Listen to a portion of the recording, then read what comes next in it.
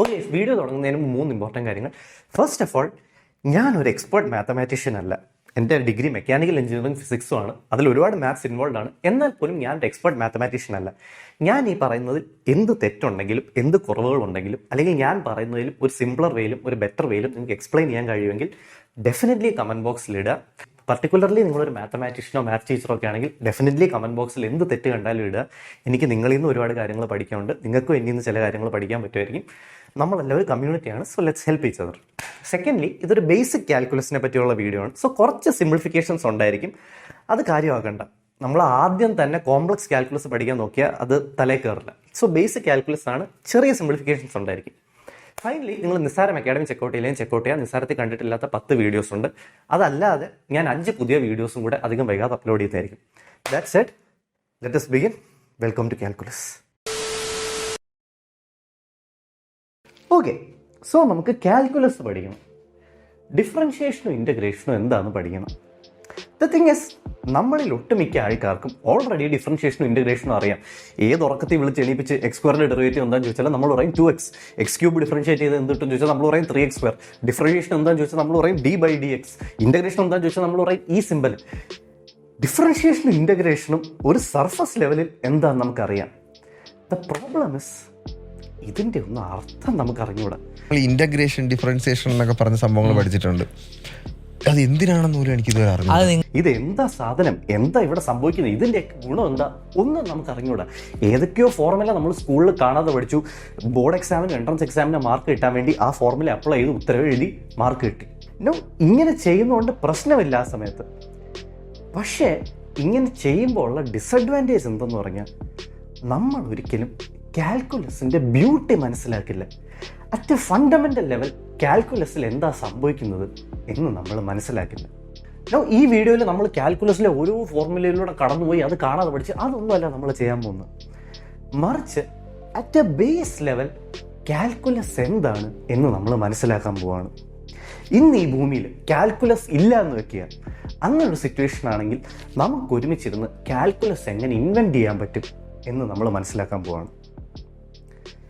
So ഒട്ടും സമയം കളയുന്നില്ല, ലെറ്റ്സ് ബിഗിൻ.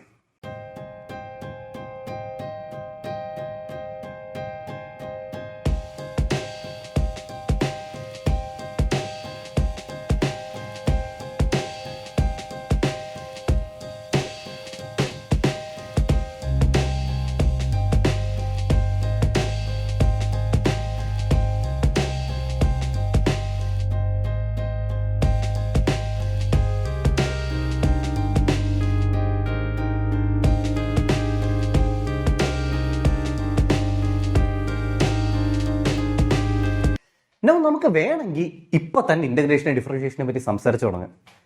പക്ഷേ that's not the right way to do it. അത് വീണ്ടും നമ്മൾ സ്കൂളിൽ പഠിച്ച പോലെയോ നമ്മൾ കോൺസെപ്റ്റ് മനസ്സിലാക്കാതെ എന്തൊക്കെയോ കാണാതെ പഠിക്കുന്നതാണ്. ഈ വീഡിയോ മാത്സിൽ PhD ചെയ്യുന്നവർക്ക് വേണ്ടിയുള്ളതൊന്നുമല്ല. ഈ വീഡിയോ കോമൺ മാനിന് വേണ്ടിയുള്ളതാണ്, നമ്മളെപ്പോലത്തെ എല്ലാവർക്കും വേണ്ടിയുള്ളതാണ്. അതുകൊണ്ട് തന്നെ നമുക്ക് കാൽക്കുലസിനെ അതിൻ്റെ ബേസിൽ നിന്ന് അണ്ടർസ്റ്റാൻഡ് ചെയ്ത് തുടങ്ങാം. കാൽക്കുലസ് നമുക്ക് തറവായി കൺസെപ്ച്വലി മനസ്സിലാക്കണമെങ്കിൽ നമ്മൾ 5 കോർ കോൺസെപ്റ്റ്സ് അറിഞ്ഞിരിക്കണം. വൺസ് അഗൈൻ, കാൽക്കുലസ് എന്താണെന്ന് ശരിക്കും മനസ്സിലാവണമെങ്കിൽ, അതിൻ്റെ ബ്യൂട്ടി നമ്മൾ അപ്രിഷ്യേറ്റ് ചെയ്യണമെങ്കിൽ നമ്മൾ 5 കോർ കോൺസെപ്റ്റ്സ് അറിഞ്ഞിരിക്കണം. ഓക്കെ, അതുകൊണ്ട് ഇനി നമ്മൾ ഓരോരോ കോർ കോൺസെപ്റ്റായിട്ട് ഡിസ്കസ് ചെയ്യാൻ പോവാണ്.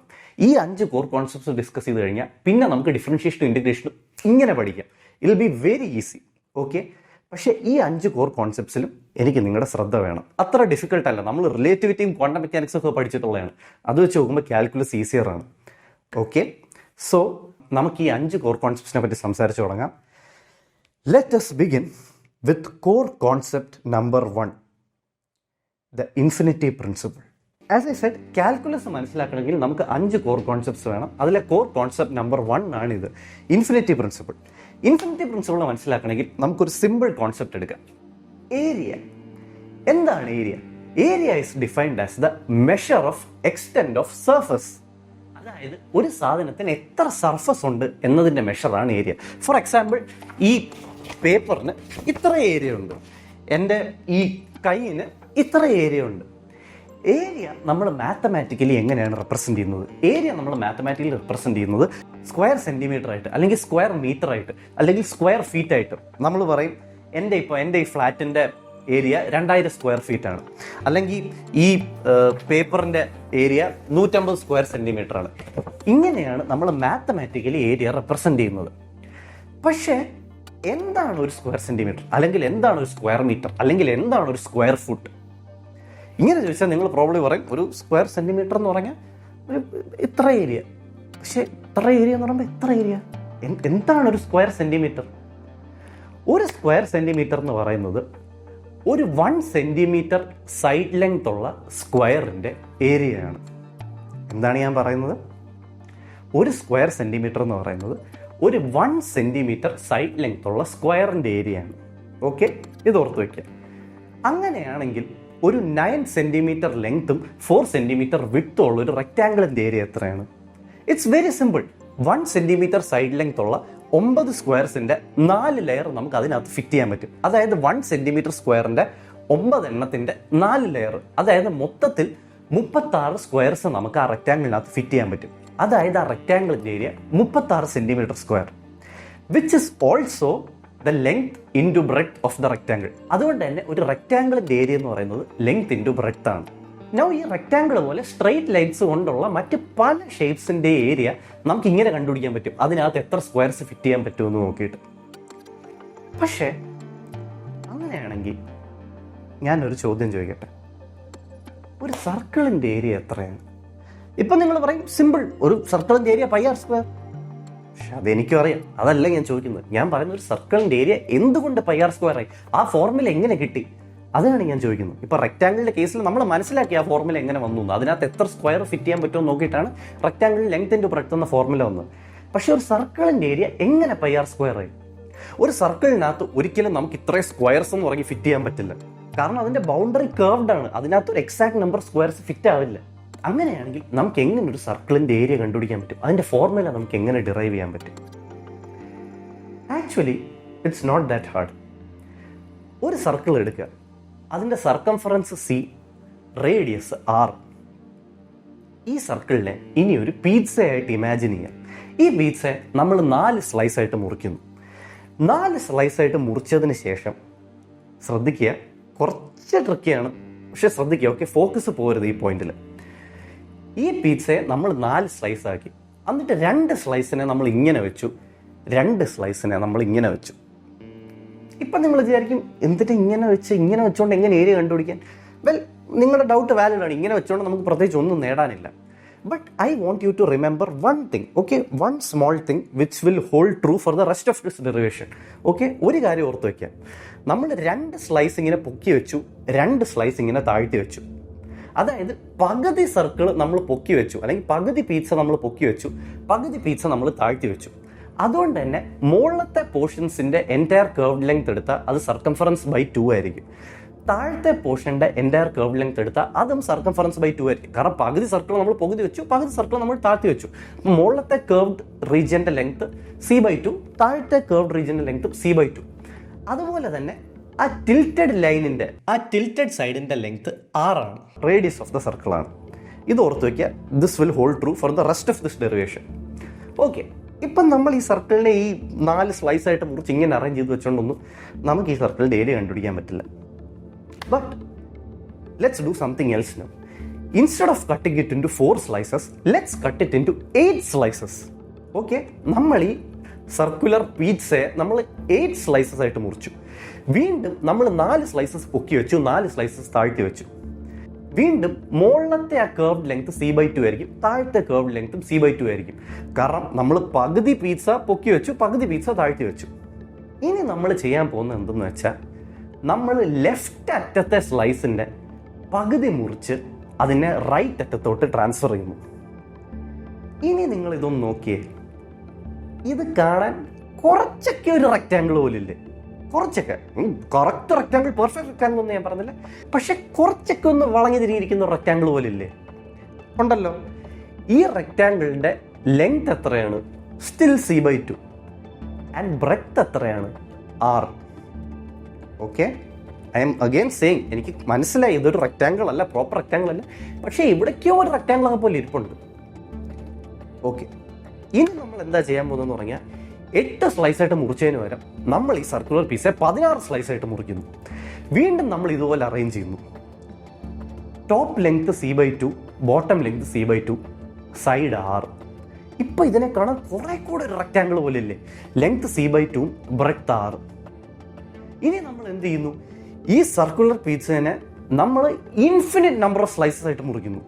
നൗ ഇൻഫിനിറ്റ് സ്ലൈസസ് എന്ന് പറയുമ്പോൾ ആക്ച്വൽ ഇൻഫിനിറ്റി അല്ല, അതിലേക്ക് നമ്മൾ ഇനി വരും. പക്ഷെ നമ്മൾ തൽക്കാലം ഇൻഫിനിറ്റ് സ്ലൈസ് എന്ന് പറയുമ്പോൾ ഞാൻ ജസ്റ്റ് ഉദ്ദേശിക്കുന്ന ഒരു വളരെ വളരെ വളരെ വളരെ ലാർജ് നമ്പർ ഓഫ് സ്ലൈസ് ആയിട്ട് മുറിക്കുന്നു. ലെറ്റ്സ് സേ ഒരു 10 ലക്ഷം കോടി അത്രയും സ്ലൈസ് ആയിട്ട് മുറിക്കുന്നു. എന്നിട്ട് ഇതുപോലെ അറേഞ്ച് ചെയ്യുന്നു.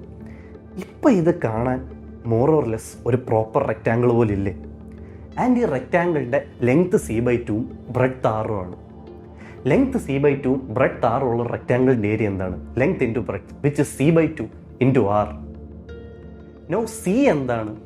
2πr. സർക്കിളിൻ്റെ സർക്കംഫറൻസിൻ്റെ formula 2πr.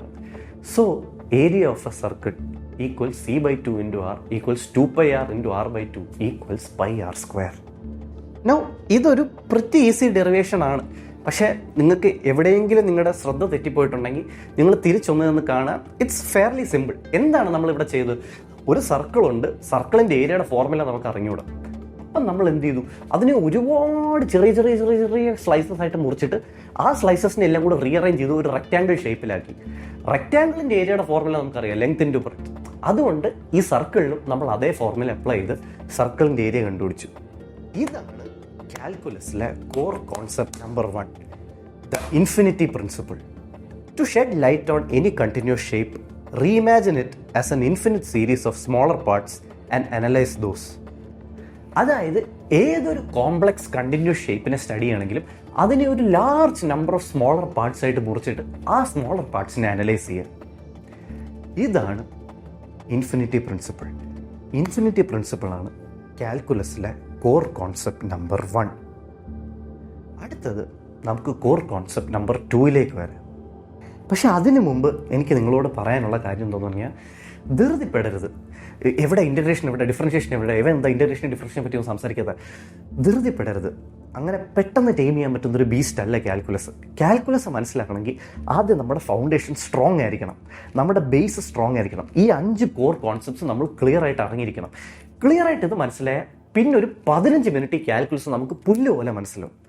Okay, so patients. First നമുക്ക് ഈ കോർ കോൺസെപ്റ്റ്സ് ക്ലിയർ ആയിട്ട് മനസ്സിലാക്കാം, എന്നിട്ട് നമുക്ക് ഡിഫറൻഷിയേഷൻ ഇൻ്റഗ്രേഷൻ പെട്ടെന്ന് പഠിക്കും. Okay, core concept number 2 is this: calculus involves tricky approximations. കാൽക്കുലസിൽ ഒരു small amount of tricky approximations involve ആണ്, ചില സൂത്രപ്പണികൾ ഇൻവോൾവ് ആണ്. അതില്ലാതെ കാൽക്കുലസ് റൺ ചെയ്യില്ല. ഇൻ്റഗ്രേഷനും ഡിഫറൻഷിയേഷനും ഒക്കെ യൂസ്ഫുൾ ആണ്, പ്രാക്ടിക്കലാണ്. പക്ഷെ അതിലെല്ലാം ഒരു ചെറിയ എമൗണ്ട് ഓഫ് ഫ്രോഡ് ഇൻവോൾവ് ആണ്. കഴിഞ്ഞ കേസിൽ തന്നെ നോക്കുക, നമ്മൾ സർക്കിളിൻ്റെ ഏരിയ കണ്ടുപിടിക്കാൻ നമ്മൾ അതിനെ infinite number of smaller slices ആക്കി എന്ന് പറഞ്ഞു. പക്ഷേ ഒരു സാധനത്തിന് infinite number of smaller slices ആക്കാൻ പറ്റുമോ? പറ്റില്ല. ഇൻഫിനിറ്റ് ടൈംസ് എങ്ങനെ മുറിക്കും? ഒരു സാധനത്തിന് ഇൻഫിനിറ്റ് ടൈംസ് മുറിച്ചാൽ അതിൻ്റെ ആ സ്ലൈസിൻ്റെ വിഡ്ത്ത് 0 ആയി പോകും. Because anything divided by infinity 0. ഒരു സാധനത്തിന് നമുക്ക് ഇൻഫിനിറ്റ് ടൈംസ് അങ്ങനെ മുറിക്കാൻ പറ്റില്ല. This is where the approximation comes. This is where an idea called tends to comes. Okay, ഇനി അടുത്തൊരു 2 മിനിറ്റ് ഞാൻ പറയാൻ പോകുന്നത് വളരെ ഇമ്പോർട്ടൻ്റ് കാര്യമാണ്, ശ്രദ്ധിച്ച് കേൾക്കണം. Okay, it's called the idea of tends to. Okay, tends to ൻ്റെ അർത്ഥം എന്താണ്? No, if we say x equals ടുവിൻ്റെ അർത്ഥം എന്താണ്? എക്സിൻ്റെ വാല്യൂ 2 ആണ്. പക്ഷേ if we say x tends to 2, which is represented like this, if we say x tends to 2, അതിൻ്റെ അർത്ഥം എന്താണ്? x tends to 2 means xൻ്റെ value 2 അല്ല, മറിച്ച് 2നോട് വളരെ ക്ലോസ് ആണ്. So if x tends to 2, it means x is maybe equal to 2.00000000001 or 1.999999999. You get it right? X tends to 2 എന്ന് പറഞ്ഞാൽ x is not 2, not exactly 2, but very close to 2. If we say x equals 5 എന്ന് പറഞ്ഞാൽ എന്താണ്? xന്റെ value 5 ആണ്. But if we say x tends to 5, xന്റെ value exactly 5 അല്ല, മറിച്ച് xന്റെ value is very close to 5, which means x is probably 5.000000001 or 4.99999999999. ഇതാണ് tends ടുവിൻ്റെ അർത്ഥം. Okay, it means x is not actually that number but it's really close to that number. നമ്മൾ എന്തിനാണ് ഇത് പഠിക്കുന്നത്? ഫ്രാങ്ക്ലി ഈ എക്സ് ടെൻസ് ടു 2ഉം x tends to 5ഉം ഒന്നും നമ്മളെ ആക്ച്വലി ഒരുപാട് സഹായിക്കാൻ പോകുന്നില്ല. യൂസ്ഫുൾ ആണ്, പക്ഷേ ഈ കേസിൽ നമ്മളെ അത്ര സഹായിക്കാൻ പോകുന്നില്ല. ഈ ടെൻസ് ടുവിൻ്റെ പവർ വരുന്നത്, ഈ ടെൻസ് ടു നമ്മളെ സഹായിക്കാൻ പോകുന്നത്, ഈ ടെൻസ് ടു എന്ന കോൺസെപ്റ്റ് കാൽക്കുലസിൽ നമ്മളെ ഹെൽപ്പ് ചെയ്യാൻ പോകുന്നത് is in 2 particular cases. When x tends to 0 and x tends to infinity. x tends to 0 ൻ്റെ അർത്ഥം എന്താണ്? x tends to 0 means x is not 0 but very close to 0, which means x is probably something like 0.000000000000001. Similarly, x tends to infinity യുടെ അർത്ഥം എന്താണ്? Well, x tends to infinity യുടെ അർത്ഥം എന്താണെന്ന് മനസ്സിലാക്കി ആദ്യം നമ്മൾ ഇൻഫിനിറ്റി എന്താണെന്ന് മനസ്സിലാക്കണം. ഇൻഫിനിറ്റി എന്താണ്? ഇൻഫിനിറ്റി ഒരു നമ്പറാണോ?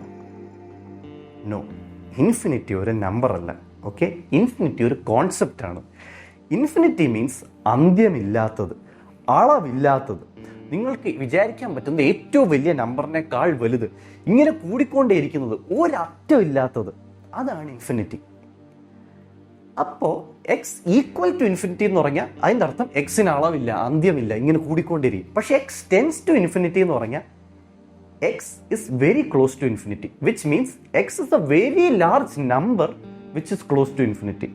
Okay, infinity എന്ന് പറഞ്ഞാൽ ഒരു നമ്പർ അല്ല, പക്ഷേ when x tends to infinity it means x is actually a number. It's a very large number which is close to infinity but not infinity.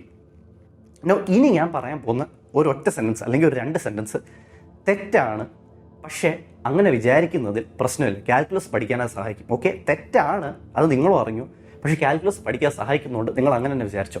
So if we say x tends to infinity, you can think that x is a number like 10⁻100⁻100⁻100. Okay, which is a very huge number.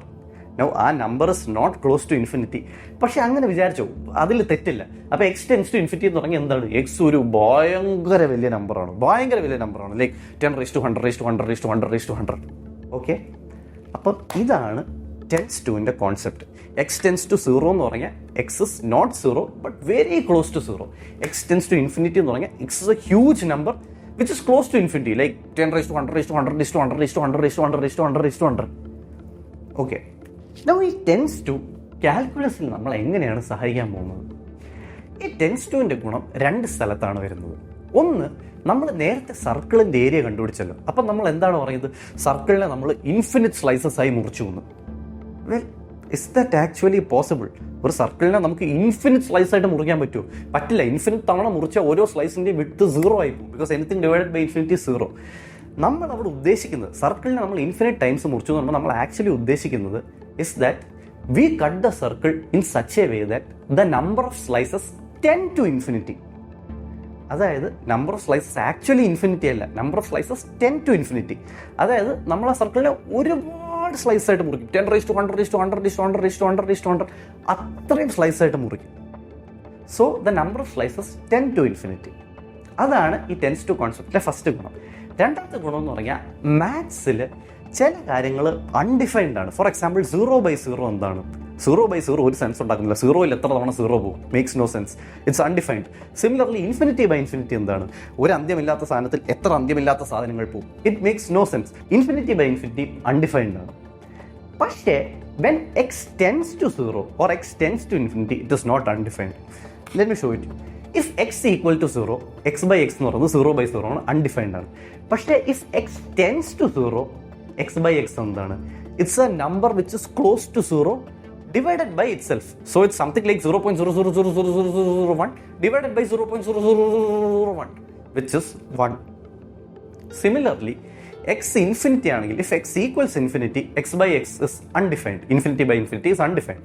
പക്ഷേ if x tends to infinity, x is just a very large number. So x/x is a very large number divided by itself. So it's 1. ഇതാണ് tense to കോൺസെപ്റ്റിൻ്റെ ഗുണം. ഇതാണ് core concept number 2. It is the idea of tends to. Okay, so ഇതുവരെ നമ്മൾ 2 core concepts പഠിച്ചു. Core concept number 1 is the infinity principle. Core concept number 2 is that calculus involves tricky approximations. Now പേടിക്കണ്ട, നമ്മൾ ഒരിക്കലും ഇതിൽ കൂടെ rush ചെയ്ത് പോകില്ല. നമുക്കിത് ഒന്നുകൂടെ റീക്യാപ്പ് ചെയ്യാം പെട്ടെന്ന് 1 മിനിറ്റ് എടുത്ത്. നമ്മുടെ ഓർമ്മയിൽ ഇതൊന്ന് സെറ്റ് ആവട്ടെ, സിമെൻ്റ് ആവട്ടെ. ഓക്കെ, ഇൻഫിനിറ്റി പ്രിൻസിപ്പിളിൽ നമ്മൾ എന്താണ് പഠിച്ചത്? നമുക്കൊരു കോംപ്ലക്സ് ഷേപ്പ് മനസ്സിലാക്കണമെങ്കിൽ അതിനെ കുറേ ചെറിയ പീസസ് ആയിട്ട് മുറിക്കുക. ഫോർ എക്സാമ്പിൾ, സർക്കിളിൻ്റെ ഏരിയ കണ്ടുപിടിക്കാൻ നമുക്ക് അറിഞ്ഞൂടാ. അപ്പം നമ്മൾ എന്ത് ചെയ്തു? അതിനെ ഒരു ലാർജ് നമ്പർ ഓഫ് സ്ലൈസസ് ആയിട്ട് മുറിച്ചിട്ട് ആ സ്ലൈസസിനെ റീഅറേഞ്ച് ചെയ്തു. അപ്പം നമുക്ക് സർക്കിളിൻ്റെ ഏരിയ മനസ്സിലായി. ഇതാണ് infinity principle. Core concept number 2 എന്താണ്? നമ്മൾ ഈ സർക്കിളിൻ്റെ ഇപ്പോൾ പറഞ്ഞല്ലോ, നമ്മളൊരു ലാർജ് നമ്പർ ഓഫ് സ്ലൈസ് ആയിട്ട് മുറിച്ചു വന്നു. നമ്മൾ എത്ര സ്ലൈസ് ആയിട്ടാണ് മുറിച്ചത്? നമ്മൾ ഇൻഫിനിറ്റ് സ്ലൈസ് ആയിട്ടല്ല മുറിച്ചത്. We cut the circle in such a way that the number of slices tend to infinity. It is a very large number of slices.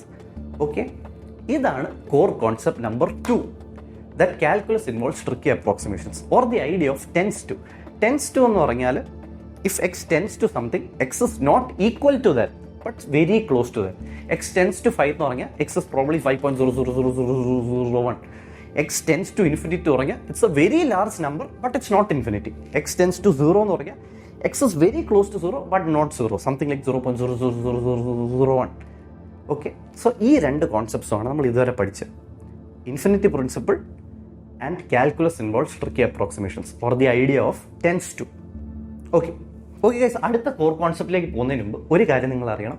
എല്ലാ നിസ്സാരം വീഡിയോസിൻ്റെയും റെഫറൻസസ് നമ്മൾ ഡിസ്ക്രിപ്ഷൻ ബോക്സിൽ കൊടുത്തിട്ടുണ്ട്. സോ നിങ്ങൾക്ക് ക്ലിയർ ആയിട്ട് അറിയാം നിങ്ങൾ കേൾക്കുന്ന ഇൻഫർമേഷൻ എവിടുന്നാണ് വരുന്നത്. ഈ വീഡിയോൻ്റെ references description ബോക്സിലുണ്ട്.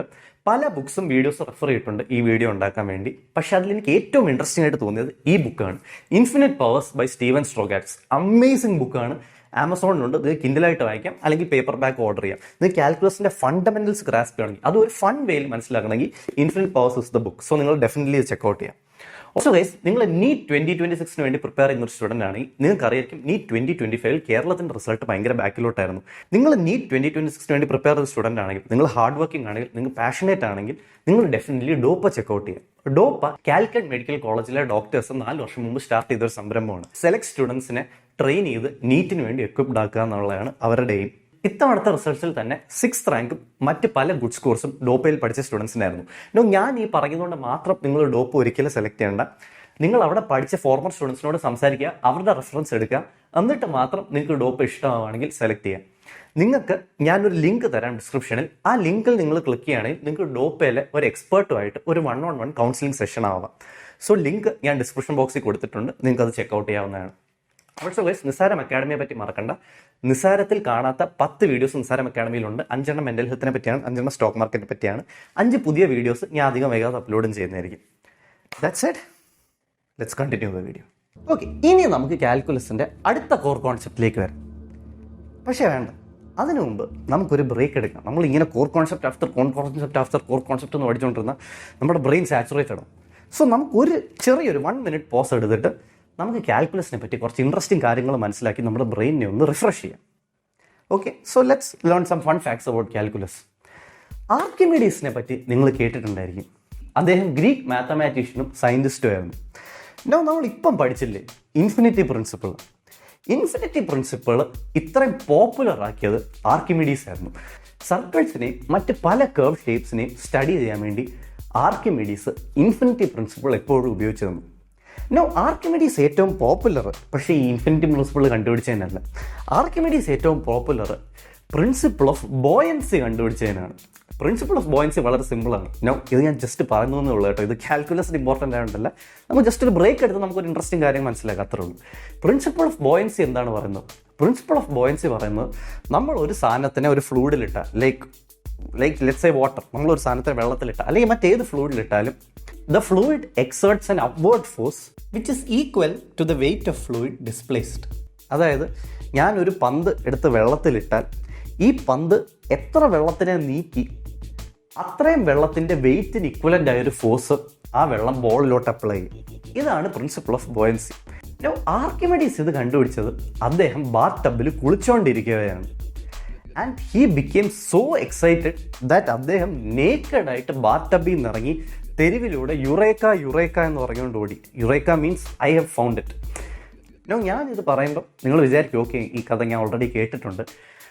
The fun fact is not this. The fun fact is that Archimedes കുളിക്കാത്തൊരു മനുഷ്യനായിരുന്നു. ആർക്കിമിഡീസിന് കുളിക്കാൻ ഇഷ്ടമേ അല്ലായിരുന്നു. ആർക്കിമിഡീസിനെ നിർബന്ധിച്ചുകൊണ്ട് കുളിക്കാൻ പോയാൽ പോലും ആർക്കിമിഡീസ് കുളിക്കില്ലായിരുന്നു. അങ്ങനത്തെ ആർക്കിമിഡീസ് കുറേ നാളിന് ശേഷം ഒന്ന് കുളിക്കാൻ തീരുമാനിച്ചപ്പോഴാണ് അദ്ദേഹത്തിൻ്റെ ലൈഫിലെ തന്നെ ഏറ്റവും വലിയ ഡിസ്കവറി കണ്ടുപിടിച്ചത്. സോ ദാറ്റ് മീൻസ് നമ്മളെല്ലാം ഇടയ്ക്ക് ഒന്ന് കുളിക്കുന്നത് നല്ലതായിരിക്കും. അതിനു മുമ്പ് ഒന്ന് കുളിക്കണം. ഓക്കെ, ഇനി നമുക്ക് കോർ കോൺസെപ്റ്റ് നമ്പർ 3 വരാം. Core concept number 3 is this: the relationship between geometry and algebra. The relationship between geometry and algebra. Geometry എന്താണെന്ന് നമുക്കറിയാം. ജോമെട്രി എന്ന് പറയുന്നത് ഷേപ്സിൻ്റെ സ്റ്റഡിയാണ്. ലൈൻസിൻ്റെയും ആംഗിൾസിൻ്റെയും ട്രയാങ്കിൾസിൻ്റെയും സർക്കിൾസിൻ്റെയും ഒക്കെ സ്റ്റഡിയാണ് ജോമെട്രി. ജോമെട്രി മനുഷ്യൻ ഇൻവെൻറ്റ് ചെയ്തിട്ട് 5000-ൽ കൂടുതൽ വർഷമായി.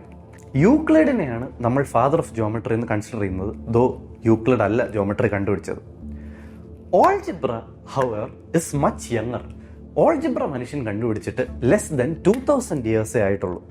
ഓൾജിബ്ര ഒറിജിനേറ്റ് ചെയ്തത് ഏഷ്യയിലാണ്. ഇന്ത്യനും ചൈനീസും അറബ് സ്കോളേഴ്സും ഓൾജിബ്രയിലേക്ക് ഒരുപാട് കോൺട്രിബ്യൂട്ട് ചെയ്തിട്ടുണ്ട്. ഇൻഫാക്ട് ഓൾജിബ്ര എന്ന വാക്ക് വരുന്നത് തന്നെ അറബ് വേർഡായ അൽ ജബ്രിൽ നിന്നാണ്. അൽ ജബ്ർ means restoration or reunion of broken parts. പക്ഷേ എന്താണ് ഈ അൽ ജബ്ർ, അല്ലെങ്കിൽ എന്താണ് ഈ algebra? Algebra is a branch of mathematics that uses mathematical statements to show the relationship between things. അതായത് സാധനങ്ങൾ തമ്മിലുള്ള ബന്ധം മാത്തമാറ്റിക്കൽ സ്റ്റേറ്റ്മെൻറ്റ്സ് ഉപയോഗിച്ച് കാണിച്ചു തരുന്ന ഒരു ഫീൽഡ് ഓഫ് മാത്തമാറ്റിക്സ് ആണ് ഓൾജിബ്ര. ഞാൻ 2 എക്സാമ്പിൾസിലൂടെ ഓൾജിബ്ര എന്താണെന്ന് പറയാം.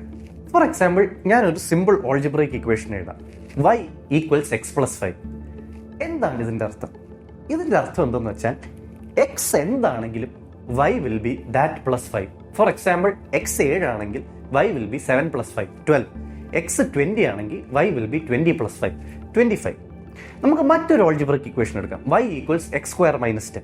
ഇതിൻ്റെ അർത്ഥം എന്താണ്? x എന്താണെങ്കിലും y will be that square minus 10. For example, x 6 ആണെങ്കിൽ y will be 6² - 10 is 26. x 12 ആണെങ്കിൽ y will be 12² - 10 which is 134. ഇവിടെ എക്സിൻ്റെ വാല്യൂ നമുക്ക് ഇഷ്ടമുള്ളത് എടുത്തിടാം, അതനുസരിച്ച് വൈൻ്റെ വാല്യൂ മാറും.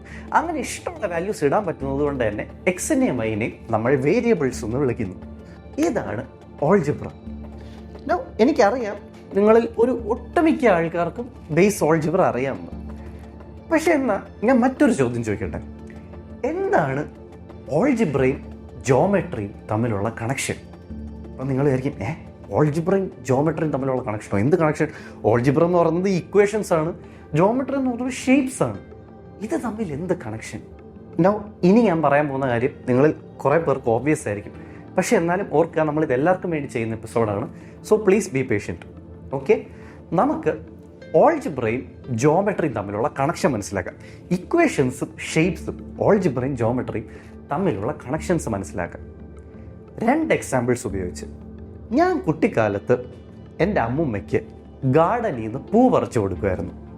ഞാൻ പറിച്ചു കൊടുക്കുന്ന ഓരോ പൂവിനും അമ്മുമ്മ എനിക്ക് ഓരോ രൂപ വെച്ച് തരുമായിരുന്നു.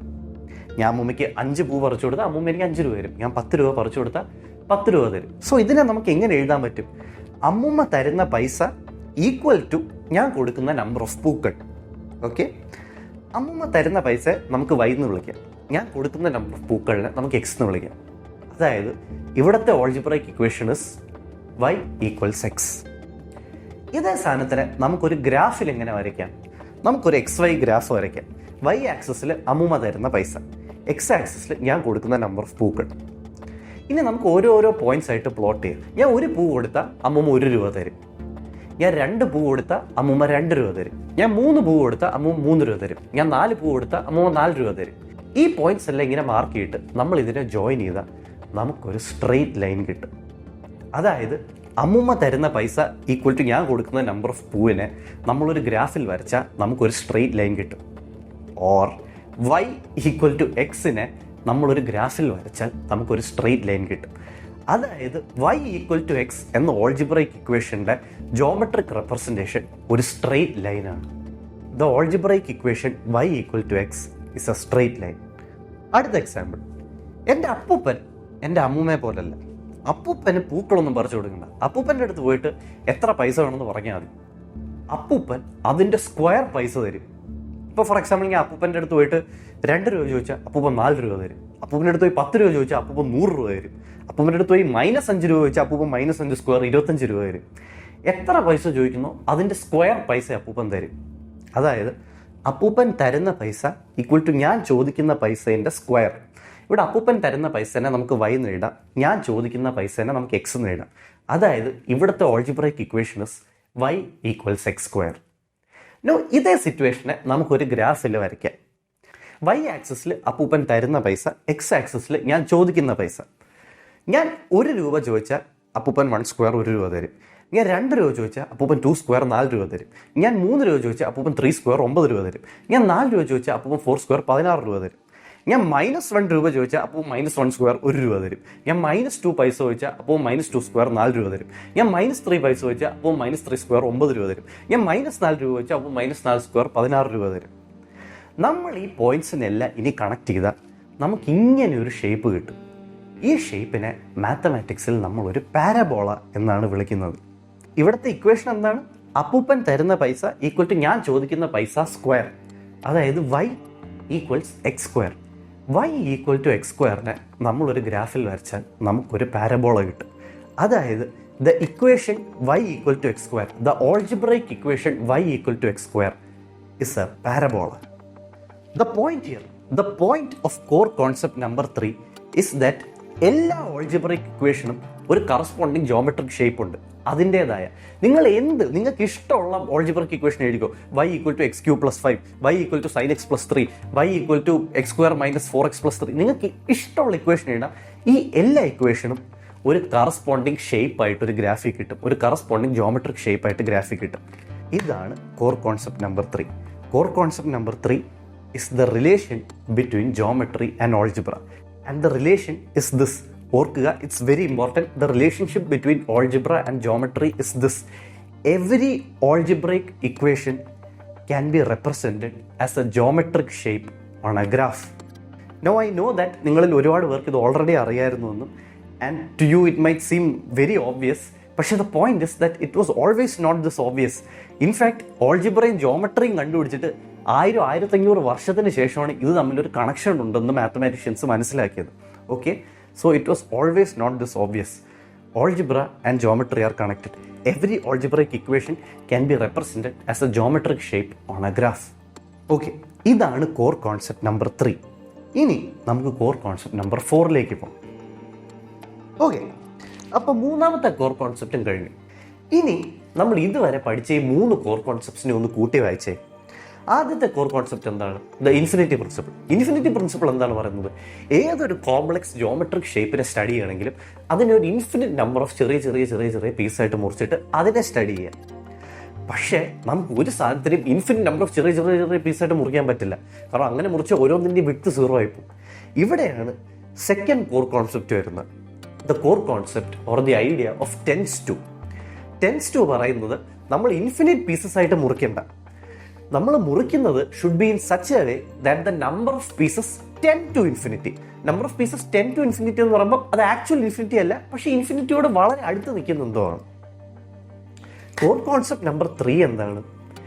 ഏതൊരു ഓൾജിബ്രൈക് ഇക്വേഷനെയും നമുക്കൊരു ജോമെട്രിക് ഷേപ്പായിട്ട് ഒരു ഗ്രാഫിൽ വരയ്ക്കാം. അപ്പോൾ നമുക്കൊരു ഓൾജിബ്രൈക് ഇക്വേഷൻ ഉണ്ട്, അതിനെ നമ്മൾ ജോമെട്രിക് ഷേപ്പായിട്ട് ഗ്രാഫിൽ വരച്ചു. ഗ്രാഫിൽ വരച്ചപ്പോൾ ആ ജോമെട്രിക് ഷേപ്പ് കോംപ്ലക്സ് ആണ്. അതുകൊണ്ട് തന്നെ നമ്മൾ ഇൻഫിനിറ്റി പ്രിൻസിപ്പിളും ടെൻസ് ടു കോൺസെപ്റ്റും ഉപയോഗിച്ച് അതിനൊരു ലാർജ് നമ്പർ ഓഫ് ചെറിയ സ്ലൈസ് ആയിട്ട് മുറിച്ചു. എന്നിട്ട് നമ്മൾ ആ ഷേപ്പിനെ സ്റ്റഡി ചെയ്യും.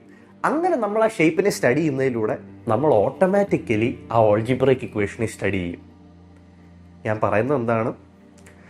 നമുക്ക് ഒരു കോംപ്ലക്സ് ജോമെട്രിക് ഷേപ്പ് ഉണ്ട്. ആ ജോമെട്രിക് ഷേപ്പ് എന്ന് പറയുന്നത് ഏതോ ഓൾജിബ്രൈക് ഇക്വേഷന് സമമാണ്. ആ ജോമെട്രിക് ഷേപ്പിനെ നമ്മളൊരു ലാർജ് നമ്പർ ഓഫ് ചെറിയ ചെറിയ പീസായിട്ട് മുറിച്ചിട്ട് സ്റ്റഡി ചെയ്യും. പക്ഷെ അങ്ങനെ സ്റ്റഡി ചെയ്യുന്നതിലൂടെ നമ്മൾ ഓട്ടോമാറ്റിക്കലി ആ ഓൾജിബ്രൈക് ഇക്വേഷനെയും സ്റ്റഡി ചെയ്യുകയാണ്. ഓക്കെ, ഇതാണ് നമ്മൾ ഈ 3 കോർ കോൺസെപ്റ്റ്സ് കൂട്ടി വായിക്കുമ്പോൾ നമ്മൾ മനസ്സിലാവുന്നത്. ഓക്കെ, അപ്പോൾ ഈ 3 കോർ കോൺസെപ്റ്റ്സ് നിങ്ങൾക്ക് ക്ലിയർ ആയി എന്ന് ഞാൻ പ്രതീക്ഷിക്കുന്നു. ക്ലിയർ ആയില്ലെങ്കിൽ പ്ലീസ് ഒന്നുകൂടെ പോയി കണ്ടു നോക്കുക. ഇതിപ്പോൾ നിങ്ങൾക്ക് കൂട്ടി വായിക്കാൻ പറ്റിയില്ലെങ്കിലും കുഴപ്പമില്ല, പക്ഷേ ഇൻഡിവിജ്വലി ആ കോർ കോൺസെപ്റ്റ്സ് എന്താണെന്ന് മനസ്സിലാക്കി വെക്കുക വളരെ ഇമ്പോർട്ടൻ്റ് ആണ്. അടുത്തത് നമുക്ക് കോർ കോൺസെപ്റ്റ് നമ്പർ 4ലേക്ക് വരാം.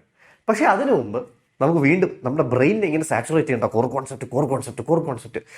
നമുക്കൊന്ന് റിലാക്സ് ചെയ്യാം. നമുക്ക് കാൽക്കുലസിനെ പറ്റി കുറച്ചുകൂടി ഇൻട്രസ്റ്റിംഗ് ഫാക്ട്സ് മനസ്സിലാക്കാം. കാൽക്കുലസ് എന്ന വാക്ക് വരുന്നത് കാൽക്സ് എന്ന ലാറ്റിൻ വേർഡിൽ നിന്നാണ്. കാൽക്സിന്റെ meaning small stone or pebble എന്നാണ്. പണ്ട് കാലത്ത് ആൾക്കാർ ഈ ചെറിയ കാൽക്സ്, ചെറിയ സ്മോൾ സ്റ്റോൺസ് ഇട്ടായിരുന്നു കൗണ്ട് ചെയ്തുകൊണ്ടിരുന്നത്.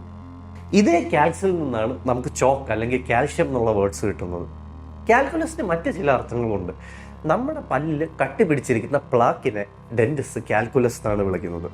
സിമിലർലി കിഡ്നി സ്റ്റോൺസിനെ, ബ്ലാഡർ സ്റ്റോൺസിനെ, ഗോൾ സ്റ്റോൺസിനെ ഇതിനെയും കാൽക്കുലസ് എന്നാണ് ഡോക്ടേഴ്സ് വിളിക്കുന്നത്.